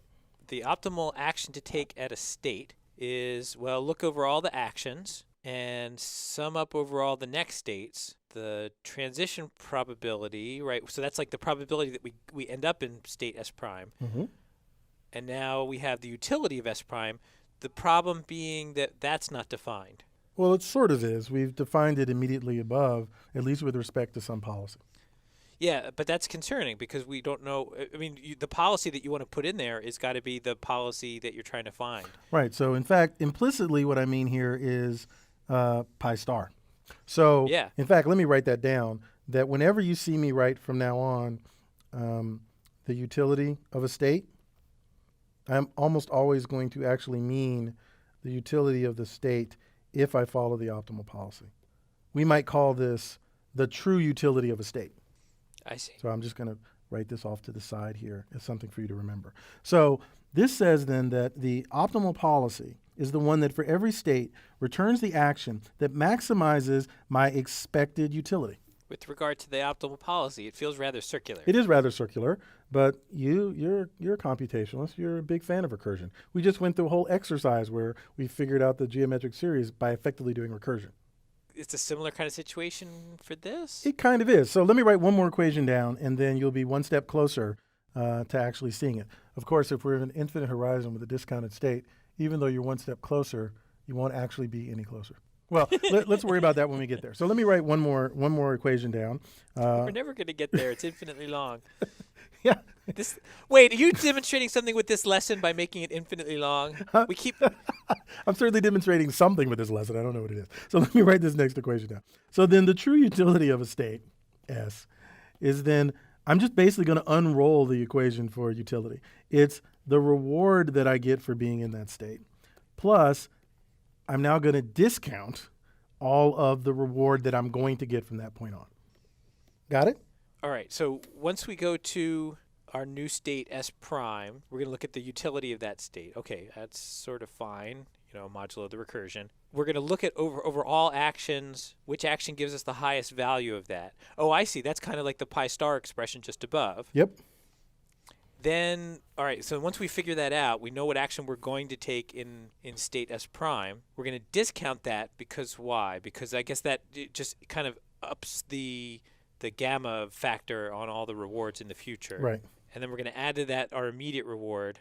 Yes. Right. So okay, I think I followed yeah, that. so in some sense, all I've done is I've kept substituting pieces back into one another. So the true utility of being in a state is the reward you get in that state plus the discount of all the reward you're going to get at that point, which, of course, is defined as the utility you're going to get for the states that you see, but each one of those is defined similarly, and so the utility you'll get for S double prime, say, will also be further discounted, but since it's multiplied by gamma, that'll be gamma squared, and then S triple prime will be gamma cubed, and so that's basically just unrolling this notion of utility up here. Okay, so now it seems like all the pieces are in one place. Right, and so it would be nice if we were done. And I'm going to say that we're not just one step closer, but you can see an oncoming light, and it is not an oncoming train. Okay? So yeah, this seems like a really important equation. it is. In fact, it's so important, it's got a name. You want to guess what the name is? Bill. That's actually very close. It's Bellman. It's Bellman equation. Bellman equation. Esquire. This equation was invented by a guy named Bellman, and it turns out to be, in some sense, the key equation for solving MDPs and reinforcement learning. Wow. And it's actually even more subtle than it looks. But basically, this is the fundamental recursive equation that defines the true value of being in some particular state. And it accounts for everything that we care about in the MDP. The utilities themselves deal with the policy that we want to have. The gammas are discount. All the rewards are here. The transition matrix is here. And the actions are all the actions we're going to take. So basically, the whole MDP is referenced inside of here and allows us, by determining utilities, to always know what's the best action to take. Well, it's the one that's going to maximize the utility. So if we can figure out the answer to this equation, the utilities of all the states, we perforce know what the optimal policy is. It becomes very easy. So we've sort of taken all that neat stuff about MDPs and stuck it in a single equation. Bellman was a very smart guy. So he's the same Bellman from the Curse of Dimensionality? Yes. Cool. There can be only one Bellman. Actually, are there any more Bellmans? I don't think so. I think that they retired. It's like retiring a jersey. They retired his name. I could have sworn that I saw one at the last hotel that I went to. It's probably the same one. Oh, I get it. Hotel, Bellman. That's really good. There we go. Okay, good. Well, so now that we've killed that as much as we could, let's see if we can actually solve this equation, which, since this is clearly the key equation, since it has a name. Okay? Yeah, that would be cool, especially because it looks like if you could solve this, you could solve it, right? Because then you have U. You can just plug the U in and get the U out. Right, and once you have the U in and you get the U out, then you got the policy. Right. For you. It's always been for you. It's for us, Michael. It's for us. Okay, Michael, so I've erased the screen and kept Bellman's equation, the most important equation ever, and we are going to solve it. Ooh. So how are we going to make that work? Okay, so how many, so we wrote this down as a utility of S. How many S's are there? S, N, M, I don't know. Pick a letter. N. N. So we have N states, which means this isn't really one equation. This is how many equations? N. Yes, it's N equations. How many unknowns are there? Well, we have a U. The R's are known. The T's are known. The only thing that's missing is the U's, and there's N of those as well. Right, so there's N equations in N unknowns. So we're done. Yes, because we know how to solve N equations in N unknowns, right? If the equations were linear, If the equations are linear. Are these equations linear? I'm going to go with no, Why not? because the max is problematic. That's right. This max operation makes it nonlinear. So it looks really good for a moment there. We've got N equations, N unknowns. We know how to solve that. But max makes for a very, very, very weird nonlinearity. And there's kind of no nice way to deal with this. Actually, one day, Michael, if you ask me, there is a cute little aside you can do where you can turn max into something that's differentiable. Ooh. But that doesn't actually help us here. So I'm not going to go off on that aside yet. But even differentiable wouldn't quite be linear. That's right, and it wouldn't help us in this case. That's exactly right. But the fact that you can have differentiable max is, I think, actually rather cute, but also unimportant for what we're talking about now. So we've got N equations and N unknowns. They're nonlinear, which means we can't solve it the way we want to by like inverting matrices or anything like you people who are into regression would normally do. But it turns out that we can, in fact, do something fairly similar, something that actually allows us to solve this, even though it's nonlinear. And here's the equation, here's the algorithm that you use that sort of works, okay? So it's really simple. Just simply start with some arbitrary utilities. Declare those the answer, and you're done. That would be one way of doing it, but it turns out we can do even better. Wait, start off with the correct utilities. That would work, except we don't know what they are. Oh, right. So we're going to start with some arbitrary utilities, but then we're going to update them based on their neighbors. And then we will simply lather, rinse, repeat. All right, so what does that mean based on neighbors? So it means based on the states, you're going to update the utility for a state based on all of the states that it can reach. So let me write down an equation that tells you how to update them, and then maybe it'll be clear. Okay. Yep. So we're going to have a bunch of utilities. We're going to be looping through this, and let's just say every time we loop through, that's time t. Okay. So we know what the equation for a utility is. For the utilities are, it's just the equation that's written up here. So it's R of S plus gamma times the max over A of the expected utility, right? Except we have some estimate of the utility at time t, okay? And probably the right thing for me to do would be to write this like as U hat or something like that. This is my estimate of the utility. And so now using this, I'm going to want to sort of update the, all of my utilities and make them better. And it turns out I can do that by simply doing this. So I'm going to update at every iteration, update utilities based on neighbors. I'm going to update at every iteration my estimate of the utility of some state S by simply recalculating it to be the actual reward that I get for entering state S plus the discounted utility that I expect given the original estimates of my utility. Does that make any sense at all? Yeah, I guess so. So the S, okay, so we need the whole U hat T, like at all states, because we're not just using the values at state S to update the values at state S. We're using all the values at the previous time step to update all the values at the current time step. Yep. So all these N equations are all tangled together. Right, because of this expectation. So really, just to make it clear, this should be a summation over S prime.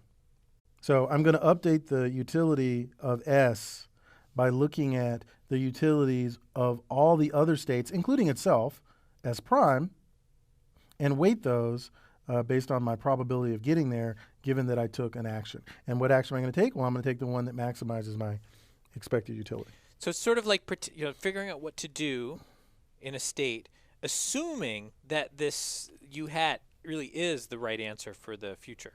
Right. Now, why is that going to work? So I just made up the U-hats, right? They started out as arbitrary utilities. The next little step about updating utilities based on neighbors makes some sense because effectively a neighbor is any state that you can reach, which is determined by the transition function. But all I'm doing is reaching states that are also made up of arbitrary utilities, so arbitrary values. Why should that help me? Well, it's because of this value right here. This is actual truth. The actual reward that I get for entering into a state is a true value. So effectively what's going to happen is I'm going to be propagating out the true value or true reward, the true immediate reward that I get for entering into a state, say, through all of the states that I'm going to see and propagating that information back and forth until ultimately I converge. It's still not obvious why we should converge, because we start off with an arbitrary function and it seems like that could be really wrong. So we're like adding truth to wrong. Yes, but then the next time around, I've been adding truth twice to wrong, and then more truth to wrong, and more truth to wrong, and eventually I'm going to be adding more and more and more and more and more and more and more and more truth, and it will overwhelm the original wrong.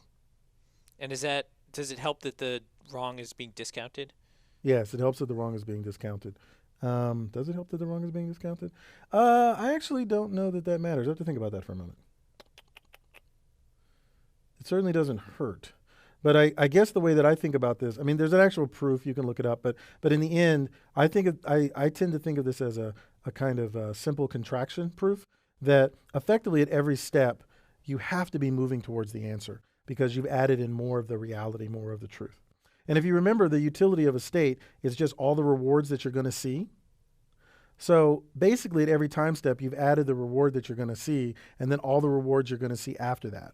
And so you've gotten a better estimate of actually the sequence of rewards you're likely to see from a state. And if that gets better for any of the states, then eventually that betterness will propagate out to all the other states that they can reach or they can reach them. And that'll just keep happening and you'll keep getting closer and closer and closer for the true utility of the states until eventually you run out of closeness. Cool. Does that make sense at all? Well, so does it also help that the gamma is less than 1? Yeah, it does. The way I like to think of this is as a sort of contraction proof. If you've heard of those. So the basic idea here is that you start out with some noise, but at every step you're getting some truth, and that truth gets added, and then the next iteration, more truth gets added, and more truth gets added. So as you have some estimate of some particular state S, you get to update it based on truth, its actual reward, and you bring in more truth from the other utilities as well. As this particular utility gets better, that closeness to the true utility then gets spread to all the states that can reach it. And because the gamma is less than 1, you basically get to overwhelm the past in this case, which is the original arbitrary utilities. And so as you keep iterating through this, the latest truth becomes more important than the past less truth. And so you're always getting closer and closer and closer to the truth until eventually you do. At least that's the intuition that I like to think of. Yeah, I kind of get that as an intuition, though I'd probably be happier going through the math. But well, we could do that. And by we, I mean the students can do that by actually reading the proof. all right. Okay, so cool. So this right here is an easy way to find the true value of states. And you do it by iterating. And it kind of has a name. It kind of has a name. Yeah, what do you think the name might be? Bellman's algorithm. No, though that's probably reasonable. Utility iteration. Yes, except utility sounds better if you say value. So it's value iteration. And it works remarkably well. So, and it doesn't give you the answer, but it gets you something that's closer and closer to the answer. Right, and eventually it'll converge or get so close to converging it doesn't matter. And once you have the true utilities, if you recall, we know how to define the optimal policy in terms of the utilities. So if I give you the utilities, then the optimal policy is just, well, I'm in a state, look at all the states I might get to, figure out the expectation that I'm going to get for a given action, pick whichever one is maximal, and I'm done. So solving for the utilities or the true value of a state is effectively the same thing as solving for the optimal policy. Excellent. That's cool. I think so. Okay, Michael, so you seem like you knew what you were doing, so I thought I would verify that by giving you a very easy quiz. This doesn't look so easy. It is easy. So here's the quiz. To help you, I've written up both the Bellman's equation and the update that we would give to utilities. I've neglected to write the little hats and everything because I just don't think you need that. But these are the two equations that you need to be able to think about. This is just what we've written up before. And I've written down the grid world we've been playing with the entire time. And I want you to figure out how value iteration would work from the first iteration and the second iteration for this particular state here that I've marked with an X. Okay? Okay. All right. And there's a little more information you need to go. Gamma in this case is going to be equal to 1/2, mainly because it's easy to do the math if you do it that way. The rewards, just to remind you, for all of the states except for the two goal or absorbing states is going to be minus 0.04. And my initial arbitrary utilities for all of the states is going to be 0. except in the two absorbing states where I already know the utilities are 1 and -1 respectively. Okay? Okay. You got all that? I think so. You sure? I feel confident that I'm going to slip up. But, okay. Yeah, I think I can take a stab at this. All right, so gamma's 1/2, rewards are -0.04, arbitrary starting utilities at time 0 is 0, except here at the absorbing states. Tell me how the utility here will evolve after 1 step or 1 iteration and 2 steps or 2 iterations. Okay, then, go. All right, Michael, what's the answer? I think I've already made a mistake, Okay, what's the mistake? suggesting that we do a quiz. I'm pretty sure that's always true. Unless, Michael, by doing a quiz now and suffering pain, you in the future are a better person, in which case you have made the right long-term decision. I see. This is an MDP meta point you're making. Mm-hmm. All right. So let's just buckle down and do this thing. So Okay. all right. So at that state X, we have Mhm. to consider, according to the equation, we're going to do U sub 1 at X, and that's going to be the reward at X, which is -0.04, Mm-hmm. plus gamma, which is 1/2. Yes. Feel free to write these things down. Okay, so let's see. It's going to be -0.04 plus 1/2 times. All right. So now we need to do 4 different actions. Right. So I would make like a bracey thing at this point. Mm-hmm. Not a bracket, but a brace. All right. Oh. Or I could do a bracket because you're going to notice immediately that it's obvious what the right action is. Okay. All right. Well, we know that the right action is going to be to go to the right. Yeah, but even then, you don't have to do the rest of the computation because my first guess at all the utilities is that there's 0, which means you're always going to want to take the action that gets you to +1 with the highest chance. Right. So there's just I no see. point in. Okay. Fair enough. Thank you Okay. for the shortcut. So we only have to do the one action, which is to the right. And so Mhm. if we go to the right, there's 3 possible next states we could go in. Yep. One is back to X, which has a value of 0. Mm-hmm. One is to the thing underneath of X, which has a value of 0. And then the last one with probability 0.8 is to Mhm. go to the +1. Which is 0.8 times +1, 0.8. 0.8. Okay, and that is? Okay, so 0.8 times 1/2 is 0.4 minus 0.04 is 0.36. Yep, and that is correct. Okay, so to do the same thing for U2, we're going to need the U1 values for a bunch of other states, it seems to me.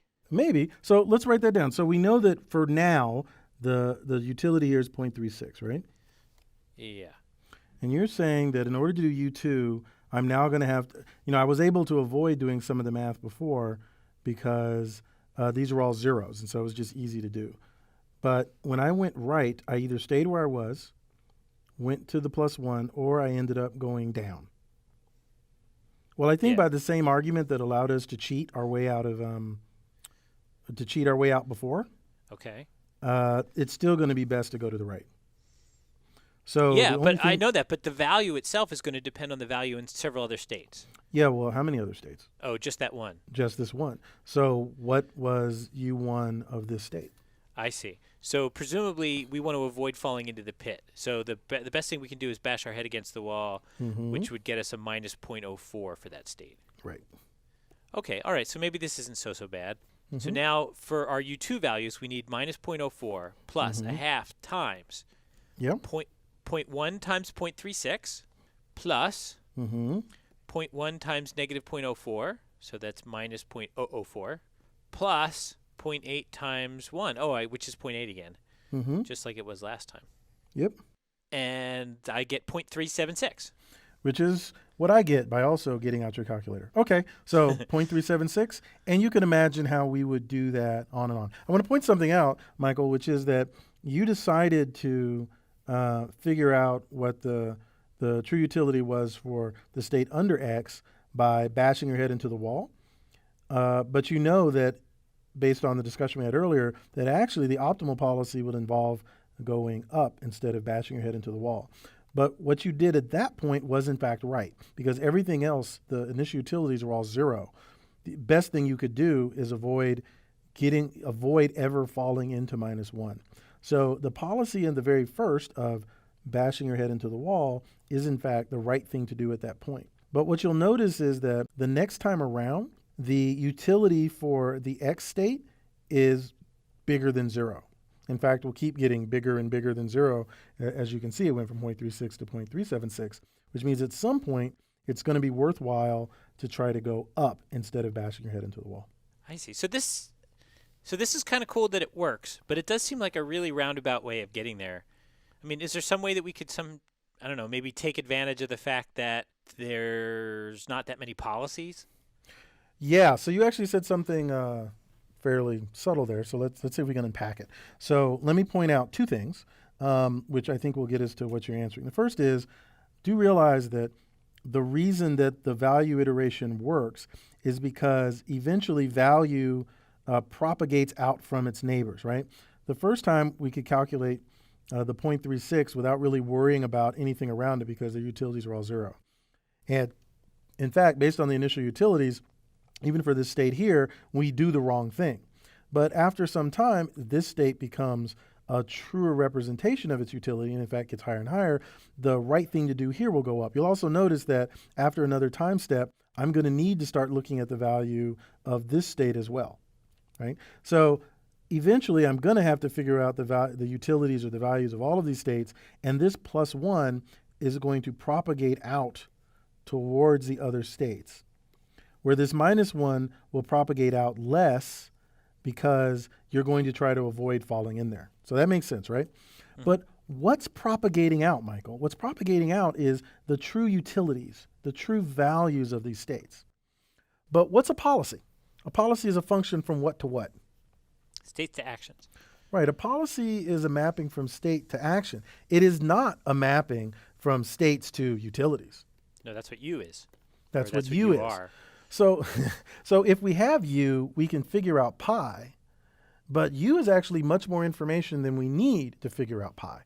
If we have a U that is not the correct utility, but say has the ordering of the actions correct, then we're actually doing pretty well, right? It doesn't matter whether we have the wrong utilities. I see. Uh-huh. You'll remember we did this in the first third of the class as well, when we noticed that we were computing, in the Bayesian learning case, actual probabilities. But we don't really care about actual probabilities. We just care that the labels are right. There's a very similar argument here. We don't care about having the correct utilities, even though by having the correct utilities, we have the right policy. All we actually care about is getting the right policy. And order matters there rather than absolute value. Does that make sense? Yeah, that's interesting. It's almost kind of like pi is more of like a classifier, right? It's mapping inputs to discrete classes. And the U's are kind of like more like regression, where it's mapping these states to continuous values.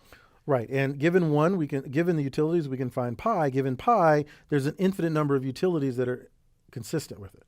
So what you end up wanting to do is get a utility that's good enough to get you to your pi, which is one reason why you don't have to worry about getting the absolute convergence in value iteration. But it gives us a hint of something we might do that's a little bit better with the policies that might go faster in practice. So I'm just going to take 3 seconds to give you an example of that, okay?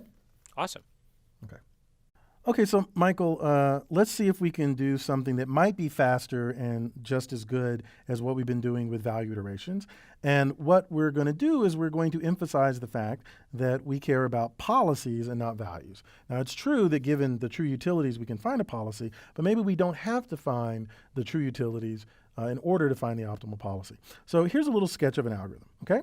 So it's going to look a lot like value iteration. We are going to start with some initial policy. Let's call it pi sub 0. And that's just going to be a guess. So it's just going to be an arbitrary setting of actions that you should take in different states. Then we're going to evaluate how good that policy is. And the way we're going to evaluate it at time t is to calculate its utility, which I'm going to call u sub t, which is equal to the utility you get by following that policy, okay?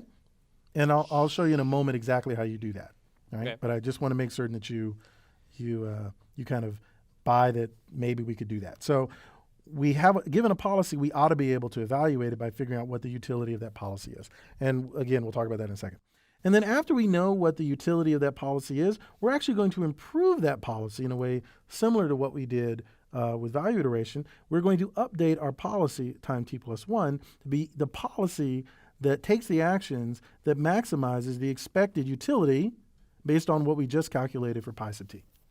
Now, notice that will allow us to change pi over time, because imagine that we discover in some state that actually there's an action that's very good in that state that gets you someplace really nice, gives you a really big reward, and then that point on you do fairly well. Well, then all other states that can reach that state might end up taking a different action than they did before, because now the best action would be to move towards that state. So these two steps will actually, or can actually, lead to some improvement of the policy over time. But the key thing here is we have to figure out exactly how to compute u sub t. Well, the good news is we know how to do that, and it's actually pretty easy, and it boils down to our favorite equation, Bellman's equation. So our utility at time t, that is the utility that we get by following the policy at time t, is just, well, the true reward that we're going to get by entering that state plus gamma times the expected utility, which now looks like this. There, does that make sense? Do you see that? Okay, wait, hang on. It looks a little different from the other equation. So did you mean for it to have ut is defined in terms of ut and not ut minus 1? Yes. Okay, that's interesting. And the max is gone, but instead of a max, there's a policy stuck into the transition function, right? Yep. The choice of action is determined by the policy. Right. And that's actually the only difference between what we were doing before, is that rather than having this max over actions, we already know what action we're going to take. It's determined by the policy we're currently following. Okay, but isn't this just as hard as solving the thing with the max, you said? Well, what was the problem that we were solving before with the max? That was the Bellman equation. Yes, but we were solving a bunch of equations. How many of them? N. So we were solving n equations, and how many unknowns? N. What's the difference between this n equations and n unknowns and the other n equations and n unknowns? Well, N is the same. Mm-hmm. There's no max, though. There's no max. And what was it that made solving that hard before? The max made it nonlinear. The max is gone now. Are you saying this is a set of linear equations? Yeah, because, well, it's just a bunch of sums, and the pi is not like some weird function. This is just effectively a constant. I see. So now I have n equations and n unknowns, but it's in linear equations. And now that I have n linear equations and n unknowns, I can actually compute this in a reasonable amount of time by doing matrix inversions and regression and other magic hand-wavy things. That's very slick. It seems it's still more expensive than doing the value iteration update, I guess. Yeah, but you don't have to perhaps do as many iterations as you were doing before. So once you've evaluated it, which we now know how to do, and you've improved it, you just keep doing that until your policy doesn't change. Very cool. Mm-hmm. And this does look a lot like value iteration to you, doesn't it? Yeah, though it seems like it's making bigger jumps somehow. It is, and that's because instead of making jumps in value space, it's making jumps in policy space, which is why we call this class of algorithms policy iteration. Cool. Right. Now, this inversion can still be fairly painful. It's, if we don't worry about being highly efficient, it's roughly n cubed. And if there are a lot of states, this can be kind of painful. But it turns out there's little tricks you can do, like do a little step of value iteration here for a while to get an estimate, and then, kind of cycle through. So there's all kinds of clever things you might want to do, but at a high level, without worrying about, the details of constants, this general process of moving through policy space and taking advantage of the fact that by picking a specific policy, you're able to turn your nonlinear equations into linear equations, turns out to often to be very helpful. So is it guaranteed to converge? Yes. Nice. Well, that was easy. I'm not going to go into it, but there's a finite number of policies. You're always getting better, so eventually you have to converge. It's very similar to or at least intuitively, it's very similar to the argument you might make for k-means. Cool. Whoa, that was really weird. Yeah, that was awesome. Except I've noticed that I've come back, and that looks like your handwriting, not mine. Yes, indeed. And in fact, since control has come back to me anyway, maybe I can add a little bit to that lesson that we just watched. What could you possibly add? That's a good question. I was thinking about saying a little bit more about the Bellman equation and how it relates to reinforcement learning. Okay, that seems reasonable. Because ultimately, we're going to have to connect these things up. Seems fair. Looking forward to it. Okay, Michael, so before we get started diving into a particular formalism or framework that I want to talk about that we're going to use for most of this mini course, or at least the first half or so of it, I want to remind everybody what the differences are between the three types of learning that we said we were going to look at over this entire course. Do you recall what they are? Well, reading them off the slide, supervised, unsupervised, and reinforcement. That's right. And, again, these things are all strongly related to one another, but it's very useful to think about them as being very separate. So just as a reminder, supervised learning sort of takes the form of function approximation, where you're given a bunch of XY pairs, and your goal is to find the function f that will map some new x to a proper y. You recall that? Yep. Unsupervised learning is very similar to supervised learning, except that it turns out that you're given a bunch of x's, and your goal is to find some f that gives you a compact description of the set of x's that you've seen. So we call this clustering or description as opposed to function approximation. And finally, we're getting to reinforcement learning. Now, reinforcement learning is actually a name that means many things in different fields, and here we tend to talk about it in a relatively specific way. And superficially, it looks a lot like supervised learning, in that we're going to be given a string of pairs of data, and we're going to try to learn some function. But in the function approximation case, the supervised learning case, we were given a bunch of x and y pairs. We were asked to learn f. But in reinforcement learning, we're going to be given something totally different. We are instead going to be given x's and z's, and I'll tell you what the x's and the z's stand for in a minute, and then we're going to have to learn some f that is going to generate y's. And so even though it's going to look a lot like function approximation, it's going to turn out that it's going to have a very different character. And that's really what the next few slides and a little bit of discussion is really about, is understanding what that character is. You'll also notice from the title here that I have decision-making and reinforcement learning, and that's because reinforcement learning is one mechanism for doing decision-making. And again, I'll define that in just a second. Okay, so you with me, Michael? I think so. So should y be circled? Because in some sense, you underlined the things we were given and you circled the things we needed to find. So y is something that we're going to find, right? Yeah, I suppose so. I like that. All right, interesting. Now it's a theta. It's a y trapped inside of a theta. Ugh. And it's yelling, y! I like that. I'm a y trapped in a theta. I can write a book about that. Okay, good. That was a good point, Michael. So before we were effectively trying to learn one thing, and here we're still learning one thing because it's going to produce another thing sort of deterministically, usually. But it's worth pointing out that we are going to be figuring out how to produce both of these things as opposed to being given those things. Good job. Okay, so you ready to move forward, Michael, with an example and a quiz? Awesome. Excellent. So this is the Bellman equation that we were just talking about, right? So the value of a state is the max over all the actions, the reward that you get for taking that action from the state, plus the discounted value of the state you end up in, weighted by the probability that you end up there. So this should look familiar, right? No, it doesn't look familiar at all. I mean, there's a V, there's a max on the outside. There are more parentheses. It's a reward of SA instead of, what? You're making this up. Well, okay, so first of all, parentheses shouldn't be an issue, right? Parentheses just let you group things. But yeah, I think you did actually explain this a different way in the other lecture. So I use V for value instead of U for utility. Okay. And I think of rewards as being issued as a function of taking a state in an action. So, sorry, taking an action in a state.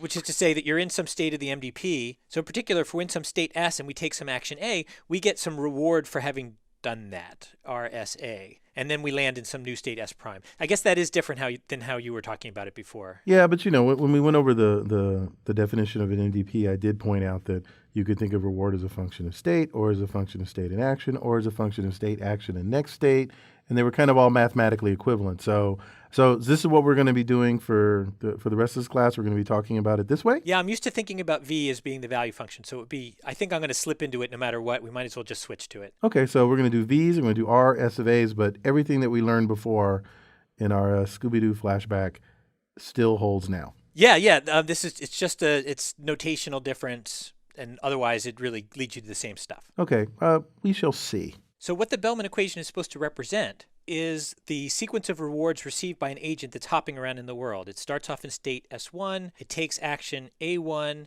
it gets reward R S1 A1 for that. Then it lands in state S2, and from there it takes action A2 and receives reward R S2 A2 and ends up in S3, and this whole process just continues ad infinitum. Okay, so you're seeing a bunch of SAR, SAR, SAR, SAR, SARs. Exactly, right. You can think of history as just being SAR, SAR, SAR, SAR, SAR, SAR. Oh, so it's like a pirate with a reverse lisp.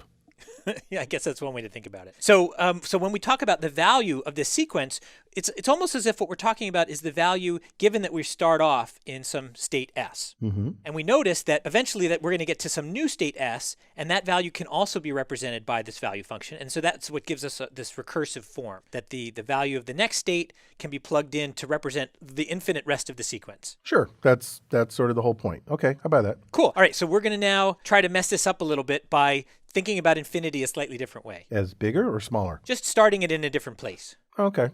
So we're going to generalize this notion of a Bellman equation to Bellman equations. And the way we're going to do that is by noting that in that previous derivation, the way that we were thinking about things is we capture this V here as the repeating structure that starts with the max A, right? Mm-hmm. So it's actually this piece, this sort of infinite piece here. So the whole V consists of this sort of sub V in it. And this is why this piece gets substituted with the V in the equation, right? Yeah, that makes sense. And you have an infinite number of these things going on forever and ever.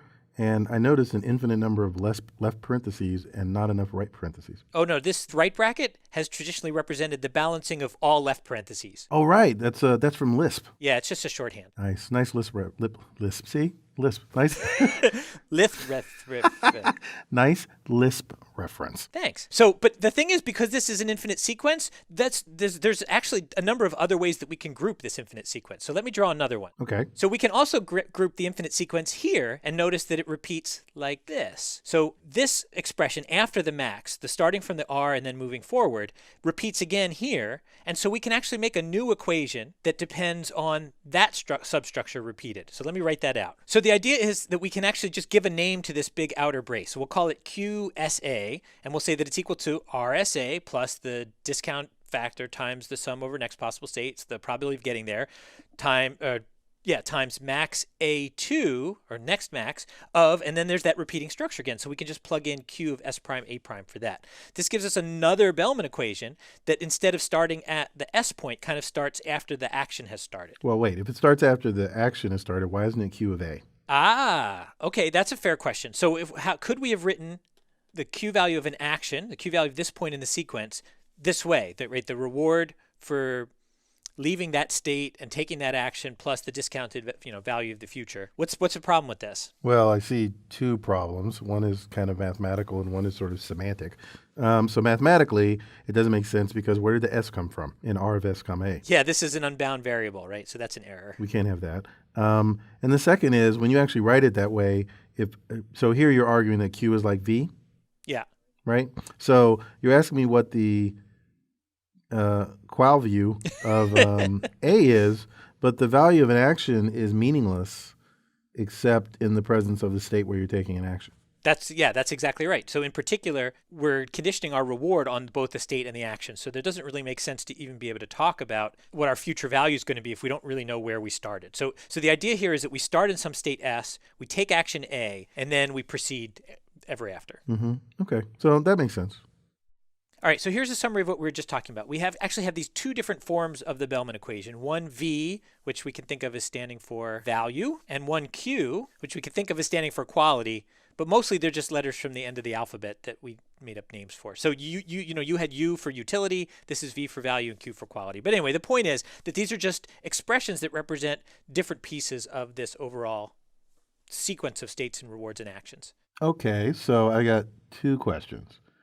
One is why? I mean, why are we bothering to create this quality function when the value function worked just fine? Thank you very much.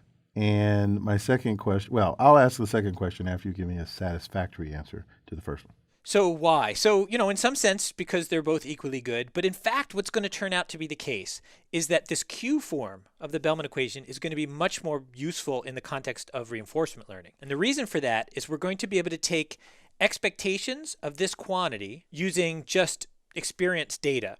And you don't need to actually have direct access to the reward function or the transition function to do that. Whereas if we're going to try to learn V values, the only way to connect one V value to the next V value is by knowing the transitions and rewards. So this is going to be really helpful in the context of reinforcement learning where we don't know the transitions and rewards in advance. Okay, I'll buy that. So here's my second question then. You've got V function for what happens when you're at a state. You've got a Q function, what happens when you're at an action. there's at least one more thing in that infinite sar, and that's R. Yes. You're saying we can group things this way, or we can group things this way. So why can't we group things this way? Sure. That's what I'm asking. Because if we go one step more than that, then we're back to the max again, and that was our V. Right. So yeah, that seems to be the third member of our little trio that's been left out. So I think maybe we should have a quiz about that. Of course we should. So for this quiz, we're going to actually derive a third Bellman equation. In addition to the V equation that we talked about and the Q equation, which we just talked about, we're going to derive an equation. We'll call it C because, we want to make sure the front of the alphabet gets a little bit of love. So just as Q here stands for the part of this part of the equation starting from the R, and V captures this part of the equation starting from the max, we want to express an equation that starts essentially from where the gamma is. And so I've written 4 choices that you can select among. Okay, I think I got it. So we're just doing the same thing we did when you did that little clever trick to derive Q. And we're going to do the same thing by moving one step down the SAR line. Exactly. Okay. Yes. So we have V of S and Q of SA, and we have C of, I don't know, something. So wait. I don't think I can answer this question until I get something resolved. So the V stands for value. The Q stands for quality, so the C stands for... Quantity. No, wait, that's not right. It stands for continuation. The idea was introduced in a paper by Tom Dietrich where he showed that sometimes if the reward function is really complicated, it can help to derive, kind of re-express the Bellman equation in this form where the reward gets left off and we only observe the reward kind of later in the flow. So it has a little bit of usage, but at the moment it's just to try to get you to play around a little bit with this idea of capturing different quantities as they go by. Okay, so I think that's a hint. And I think I'm ready. Go. So which one is right, Charles? I think I know which one's right, but I'm going to try to figure this out by talking through it. Okay, is that all right? Yeah, of course. Okay, so I'm going to look at the first one, and I'm going to say that can't be right for sort of a similar argument that we had when we were going from V of S to Q of SA. And I said, well, why can't you just have, Q of A? And it's because the action doesn't make any sense without some kind of state. And so here you're talking about a continuation, you said, from the state, but actually you wanted it to happen after the R. Right. So it just sort of doesn't work. Also, I'll just point out syntactically, if you look inside the equation, it's asking for A, but where's A coming from? All right. So that's good enough to kind of rule this one out. Yeah, so let's rule that one out. Let's just mark it no. Good. I feel pretty good about that. So the second one, I actually think the second one is right. So, but let's see if I can convince myself that's true. You've gotten your state, you took an action, and then you sort of got your reward, and now I want to know what's going to happen next. So, let's see. So the next thing that happens is I'm going to get the discount sort of towards the future. What's the future? Well, the future is I have to get to the next state. So that summation over S prime is my expectation of where I'm going to end up next. It refers to S and A, which are passed in on the left-hand side of the equation. And then what I'm going to do next is I'm going to actually take the best action, and then I will receive the reward that I got for taking that action in the state I ended up in. And that puts me in the same place I was in before, and so then I can continue, so to speak, with the rest of the sequence. That seems convincing. So that seems to me like a good argument. But before I believe that, let me just sort of convince myself the other two aren't right. So if I look at the next one, C, S, A, and R, I actually think that could be right, except if you look inside the equation there, so same reasoning holds. I was in some state. Is that S prime underneath the summation? Yeah, sorry. Okay, so I'm going to do the same thing, do my expectation over the state. I end up in the next state, S prime. Then I take the best action I can. And then I, receive the reward that I received already? That doesn't make any sense. The reward I'm going to receive next has to depend upon where I'm going to be afterwards. So the R is in the wrong place, so that can't be right. Yeah, and also the next call requires the reward for the following state, which of course we don't know yet. So there's nothing to pass in here. So this just doesn't work. Right. That's right. Actually, you can use the same argument to, I think, eliminate the next one. So this is an interesting function. I want to know, I was in a state, took an action, and ended up in the next state. That seems like something you kind of might want to keep track of. So I do the gamma. I'm going to go to the next state, but I'm summing over the next state I'm going to get to, but you passed in already the next state that I'm going to go to. So just on syntactic grounds, this doesn't make any sense. And I think the rest of it has the same problem you described before with R prime, which is I now have to know the next state I'm going to end up in. Right, and that just hasn't been computed yet. So this would work if we could go back in time, maybe? We've done that before today. Yeah, we have done that before today. But, you can only use the Scooby-Doo flashback effect once or twice in a day. So I think I've convinced myself that the other ones don't work. And in fact, the second one is the right answer. Excellent. All right, that's what I was going for. So that we now have 3 Bellman equations, V, Q, and C. We're really going to focus mostly on on Q from now on. But I thought it would be interesting just to kind of see the relationship between these. Okay, well, it makes sense. I mean, what you're saying is, look, we're having an infinite sequence of things, and where we choose to start the sequence, really, sort of mathematically, it doesn't matter, right? But you might choose to do one versus the other because it's easier to think about or easier to kind of learn or to do what it is you're trying to do. And you've argued so far, although you haven't told me why yet, that the Q is kind of going to be easier if you're doing reinforcement learning. Exactly. And actually, that makes me think that maybe it would be helpful to have a quiz. But we just had a quiz. Maybe it would be useful to have another quiz. Okay, sure. So all these different Bellman equations, since they all come from that same infinite sequence, they can all be related to each other, like by blood.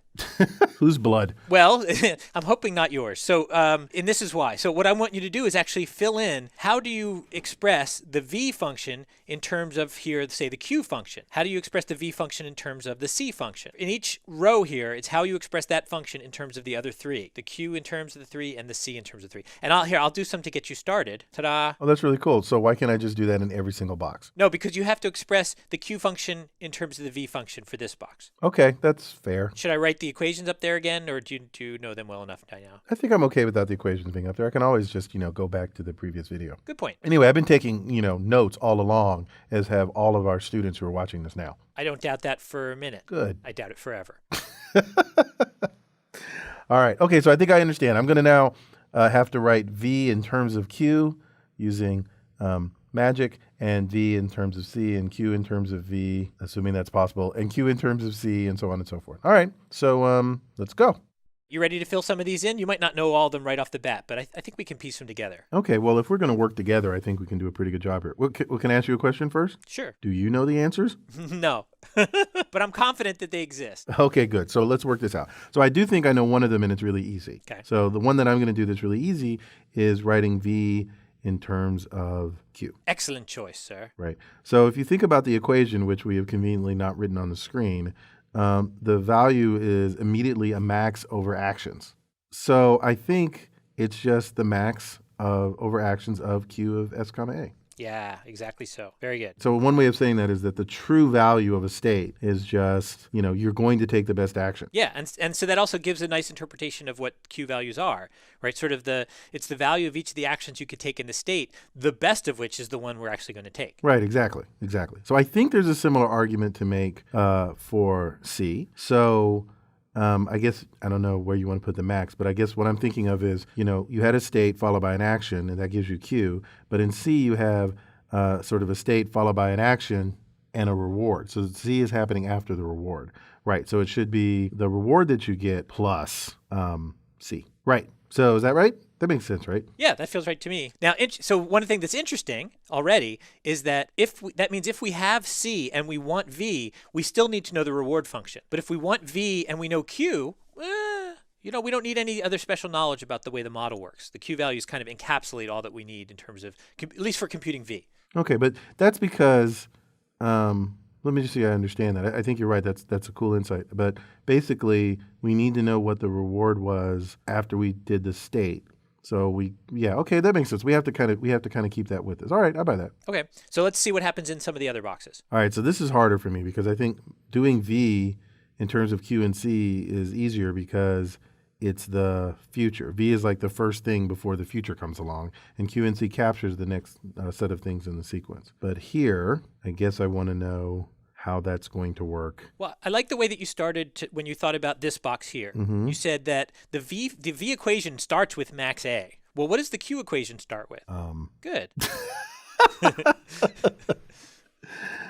Right. And then after that, Oh, well, once you have the reward, it's just discounted value of where you're going to end up next. And so what's the end of this thing? V of S prime. Yes. Right. So the trick there is to realize that you don't have to go backwards in time. You just have to unroll the infinite sequence until you get to the point where you can now express it in terms of V. Exactly. And that's the trick to all these, in fact. Right. So in fact, I don't know how you're going to fit this, but I could just substitute what I learned about how V can be expressed in terms of C by just substituting that bit for the V that you did in Q expressed in terms of V. So it's as if we fill in the same answer that we did, and then we say, okay, well, what's V? Well, we know V in terms of C looks like this, and we could just keep, I guess we need to keep doing that. That can't be right. Why not? I mean, I don't think you have to do that. No, because in fact, this is already C. Mm-hmm. Exactly. So that's not so bad, actually. No. But again, getting Q from C requires us to know R. Getting V from C requires us to know R. Getting Q from Q doesn't require us to know anything other than Q. And same from V from Q. Q from V, we need both R and T. Right. All right, so let's do this last row. Wait, I have a question. Sure. Do I need a gamma in front of C for Q? I'm going to say no because the equation for the equation for C starts with gamma. Oh, you're right. Okay. Yeah, that's right. Okay, cool. All right, so how do we do this one? We'll start the same way. We'll start off just writing the definition of C as it is, which is usually then what? Plus? The next reward I'm going to get followed by C. No, I'm missing something. Wait, what am I missing? This is where me not having written down the equations comes back to bite me. There's a max of A in there somewhere. I ended up in S prime, so now I need to take an action. So it's max over A prime. Then I'll get the reward, and then I get C. Yeah, so we could write C in terms of C, but that's not what we were trying to do. We were trying to write C in terms of V. Mm-hmm. And this is the thing with the max in front of it is V. Boom. Right, because it already contains everything we need to know. Right, yeah. So in particular, the continuation for being in some state and taking some action is the discounted next state value, which we already have. In this case, we have V. Yeah, that's exactly right. All right, last box. All right, so there's a similar argument there. I think you just write the same thing and then just replace V with max A prime over Q of S of A. There you go. Yeah, that seems plausible. So is everything that you said before still true about how I don't need to know R? I guess so. Reading down the columns, if we have the C function, we can get the V and the Q from it if we just have R. If we have the V function, then we can get the Q and the C, but we actually need the T, the transition function in the case of getting C, and we need the reward function and the transition function to get Q. And if we have the Q function already, then we don't need anything special except for if we want the continuation, we need the transition function, but not the reward function. So this is why that the C function turns out to be a really useful form if the reward function is hard to represent. We're gonna be able to kind of work around it. And the Q function is actually really powerful because it gives us answers to lots of other questions without having to know the model. That makes a lot of sense to me.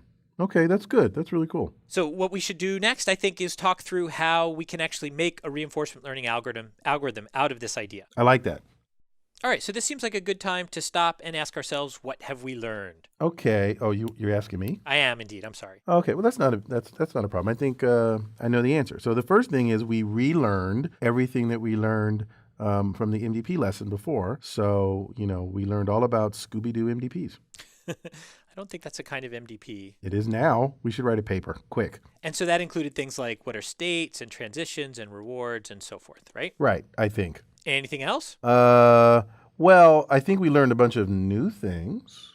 So for me, I learned all about Q functions. I learned about continuations. And in general, when I think about that, I really learned about what the Bellman equations, as opposed to equation, are really trying to capture for you, even more than we did when we talked about them with MDPs. All right, so deeper understanding of the Bellman equation and how it relates the rewards in this infinite sequence of rewards to each other. Yeah, that's sort of what I was going for. Yeah, and I think that's a lot. And I think I learned that notation matters. Okay. No, remember we talked about the reward in the Scooby-Doo MDP. We talked about R as a function of S. And when we talked about Q functions and C functions and the Bellman equations, we went to R being S of A. And even though we had mentioned before that they were mathematically equivalent, it turns out just like sometimes thinking about Q, sometimes thinking about C might be better than thinking about V or U. It turns out that sometimes thinking about R of S of A is better than thinking about R of S, even if they really are mathematically equivalent. And in some sense, it doesn't matter, though, right? Because we actually were able to do similar things with the RS as we are with the RSA. True. Although, you know what? That's not really notation, right? Notation is you doing V instead of U. This is really representation. Ooh. Representation matters. Yeah. And I think that's actually a pretty important lesson. And when I think about some of the other things that we know about reinforcement learning, the representation is going to make a huge difference. I think that's right. I think that's a good lesson for, I don't know, I want to say AI in general, but certainly machine learning. Okay. Well, that seems like a profound point to end on. All right, cool. So we'll pick it up with reinforcement learning next time. Done. Let's do that. Have a good time, Michael. You too. Bye. Michael? Here is a world. In fact, for the purposes of this discussion, it is the world. Okay, so imagine the entire universe is well described by this picture over here. Okay? Now, this is called a grid world, which is something that people in reinforcement learning love to think about because it's a nice approximation for all the complexity of the entire universe. Now, this particular world is a 3x4 grid. So you have, 1, 1, 2, 1, 3, 1, 4, 1. You have 1, 2, 1, 3, and so on and so forth. For the purposes of this discussion, we can think of the world as being a kind of game where you start out in a state, which we're going to call the start state, and you're able to execute actions, one of these 4, up, down, left, or right. And the purpose is to wander around this world in such a way that eventually you make it to this goal over here, this little green spot. You see that, Michael? Yep. And under all circumstances, you must avoid the red spot. No. Exactly. Now, for this particular example, up does what you think it does, down does what you think it does, as do left and right. But if you find yourself at a boundary, such as right up here in this upper left-hand corner, and you try to go up, you just stay where you are. If you try to go left, you just stay where you are. But if you go right, you do actually end up in the next square. Got it? I think so. Okay. 3 last things. 1, this little black space here is a place you can't enter into. So it acts just like a wall. This green space is the goal, and once you're there, it's over. The world is over, and you get to start over again. And once you enter into the red spot, the world is also over, and you have to start over again. So you can't go through the red square to get to the green square. Okay, you got it? Yeah. Excellent. So here's the quiz. Given this particular world with the physics I just described to you, and given these actions that you can take, up, down, left, and right, what is the shortest sequence of actions that would get us from the start state to the goal state? And you can just type in the words up, down, left, and right, separated by spaces or commas or anything like that. Okay? Say semicolons are allowed, colons are not. Yeah, good. That's I'm glad you made that distinction. Well, it's an important one to make. Okay, you got it? Yeah, I think so. All right, cool. So let's see what you get then. Go. Okay, Michael, you got an answer for me? This isn't meant to be a hard quiz. Oh, good. Because I actually have 2 answers for you. Oh, I like that. So I would say right, up, right. Okay, so right, up, right. But I feel like I could have also said up, right. And you could have. Both of those are acceptable. Right does what you think it does. You move right, and then up, and then right.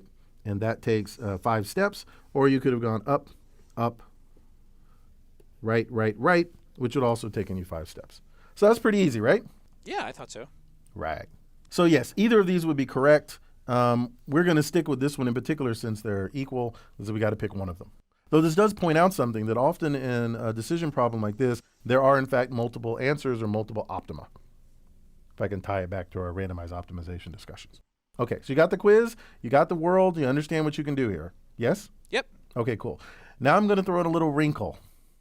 I'm going to change the world just a little bit, Michael. Okay, that last one was really easy, and it was easy for a bunch of reasons. But one of the reasons it was easy is that every time you took an action, it did exactly what you expected it to do.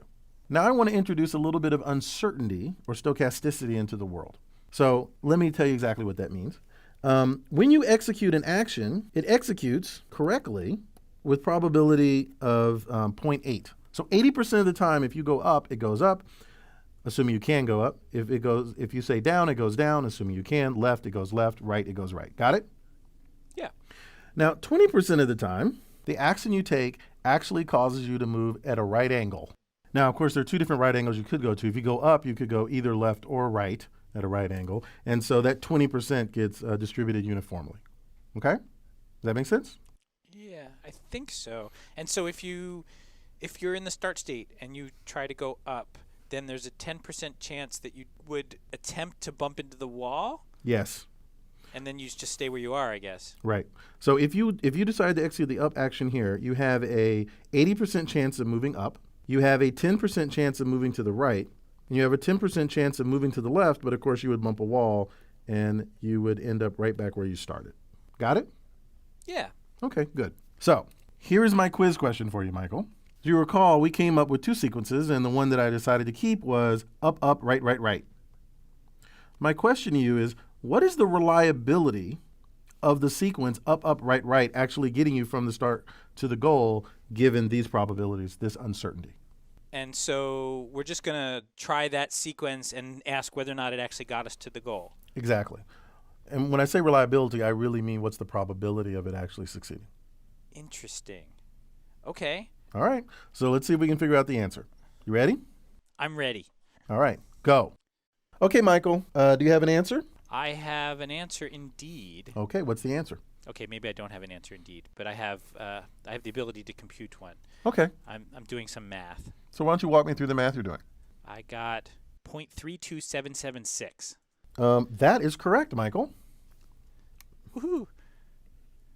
That was trickier than I thought. Okay, well, show me what you did. All right. So the first thing I did is I said, okay, well, this is not so hard because from the start state, if I execute up, up, right, right, right, each of those things works the way it's supposed to do independently with probability 0.8. Yep. And so 0.8 raised to the fifth power gives me the probability that that entire sequence will work as intended. Exactly. And what is 0.8 to the fifth? Do you know? 32,768 with a decimal point in front of it because, powers of 2. Wow. That is correct. But I noticed that 32768 is not 32776. No, they differ by a little smidge. Mm-hmm. So this is what occurred to me next, is there any way that you could have ended up falling into the goal from that sequence of commands, not following the intended path? So since actions can have unintended consequences, as they often do, Mm-hmm. I was going to ask, okay, so if I go up in the first step, there's a probability 0.1 that I'll actually go to the right. Yep. From there, if I go up, there's a 10% probability that I'll actually go to the right. Mm-hmm. From there, the next thing I do is take the right action, but that can actually go up with some probability, 0.1. Yep. And then another 0.1 to get to, for the next right action to actually cause an up to happen. Mm-hmm. And then finally, that last right might actually execute correctly and bring me into the goal. So I could go underneath the barrier instead of around the barrier with that same sequence. It just isn't very likely. Okay, well, how unlikely is it? All right, so I did 0.1 times 0.1 times 0.1 times 0.1 times 0.8. So the 0.1 to the 4 times 0.8, and that's right. So this is the probability that four of these go wrong. In fact, exactly the first 4 go wrong, and the last one goes right.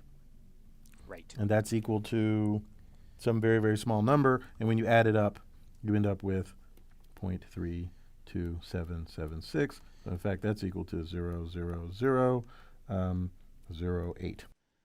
And that's how you get that number, and that's correct. And you'll notice that this sequence happens to work out to be the second sequence that we had option for. Yeah, the other thing that took us to the goal, was Right. exactly the probability of executing that action, executing that sequence of transitions given the first command. Yeah, and I think it would work the other way too. No, it wouldn't quite work the other way. If you had done the sequence right, right, what is it? Right, right, up, up, right? Yeah. In order for that one to work out, it had 0.8 to the 5 of working. And for it to work out wrong but work out right, the right would have to send you up, and then the ups would have to send you right. And so it would actually work out to be the same. Yeah. So no matter which of the two sequences you came up with, they would have the same probability of succeeding. Neat. Nice. That's actually kind of cool. So good job, Michael. Very good job on the quiz. A lot of people forget this part. And in fact, if you forgot that part and got just this part right, we actually let you pass. But it was wrong. I was kind of expecting you to get it wrong, but I'm glad you got it right too. Thank you, Michael. I appreciate your faith in me. I wrote the quiz. Actually, I stole this from a book, Oh. whose little words are now showing up in front of you, exactly where you can go through the details of this quiz. Okay. All right, Michael. So you might ask yourself why I brought this up. And the reason I brought this up is because what we did in the first case, where we just came up with the sequence up, up, right, right, right, is we sort of planned out what we would do in a world where nothing could go wrong. But once we introduce this notion of uncertainty, this randomness, this stochasticity, we have to do something other than work out in advance what the right answer is and then just go. We have to do something a little bit more complicated. Either we have to try to execute these and then every once in a while see if we've drifted away and then replan, come up with a new sequence wherever it is we happen to end up, or you have to come up with some way to incorporate all of these uncertainties and probabilities so that we never really have to rethink what to do in case something goes wrong.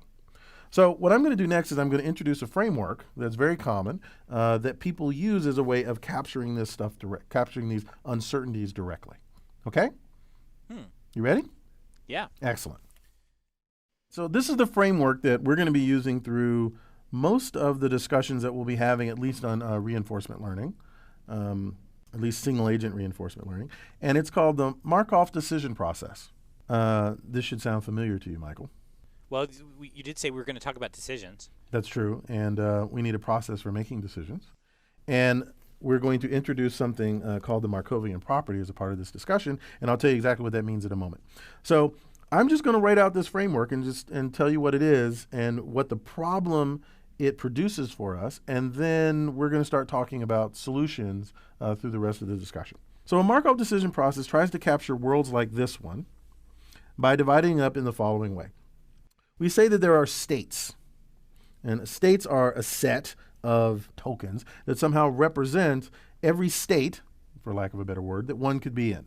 So does that make sense to you, Michael? Yeah, I think so. Okay, so what would the states be in the world that we've been playing around in so far?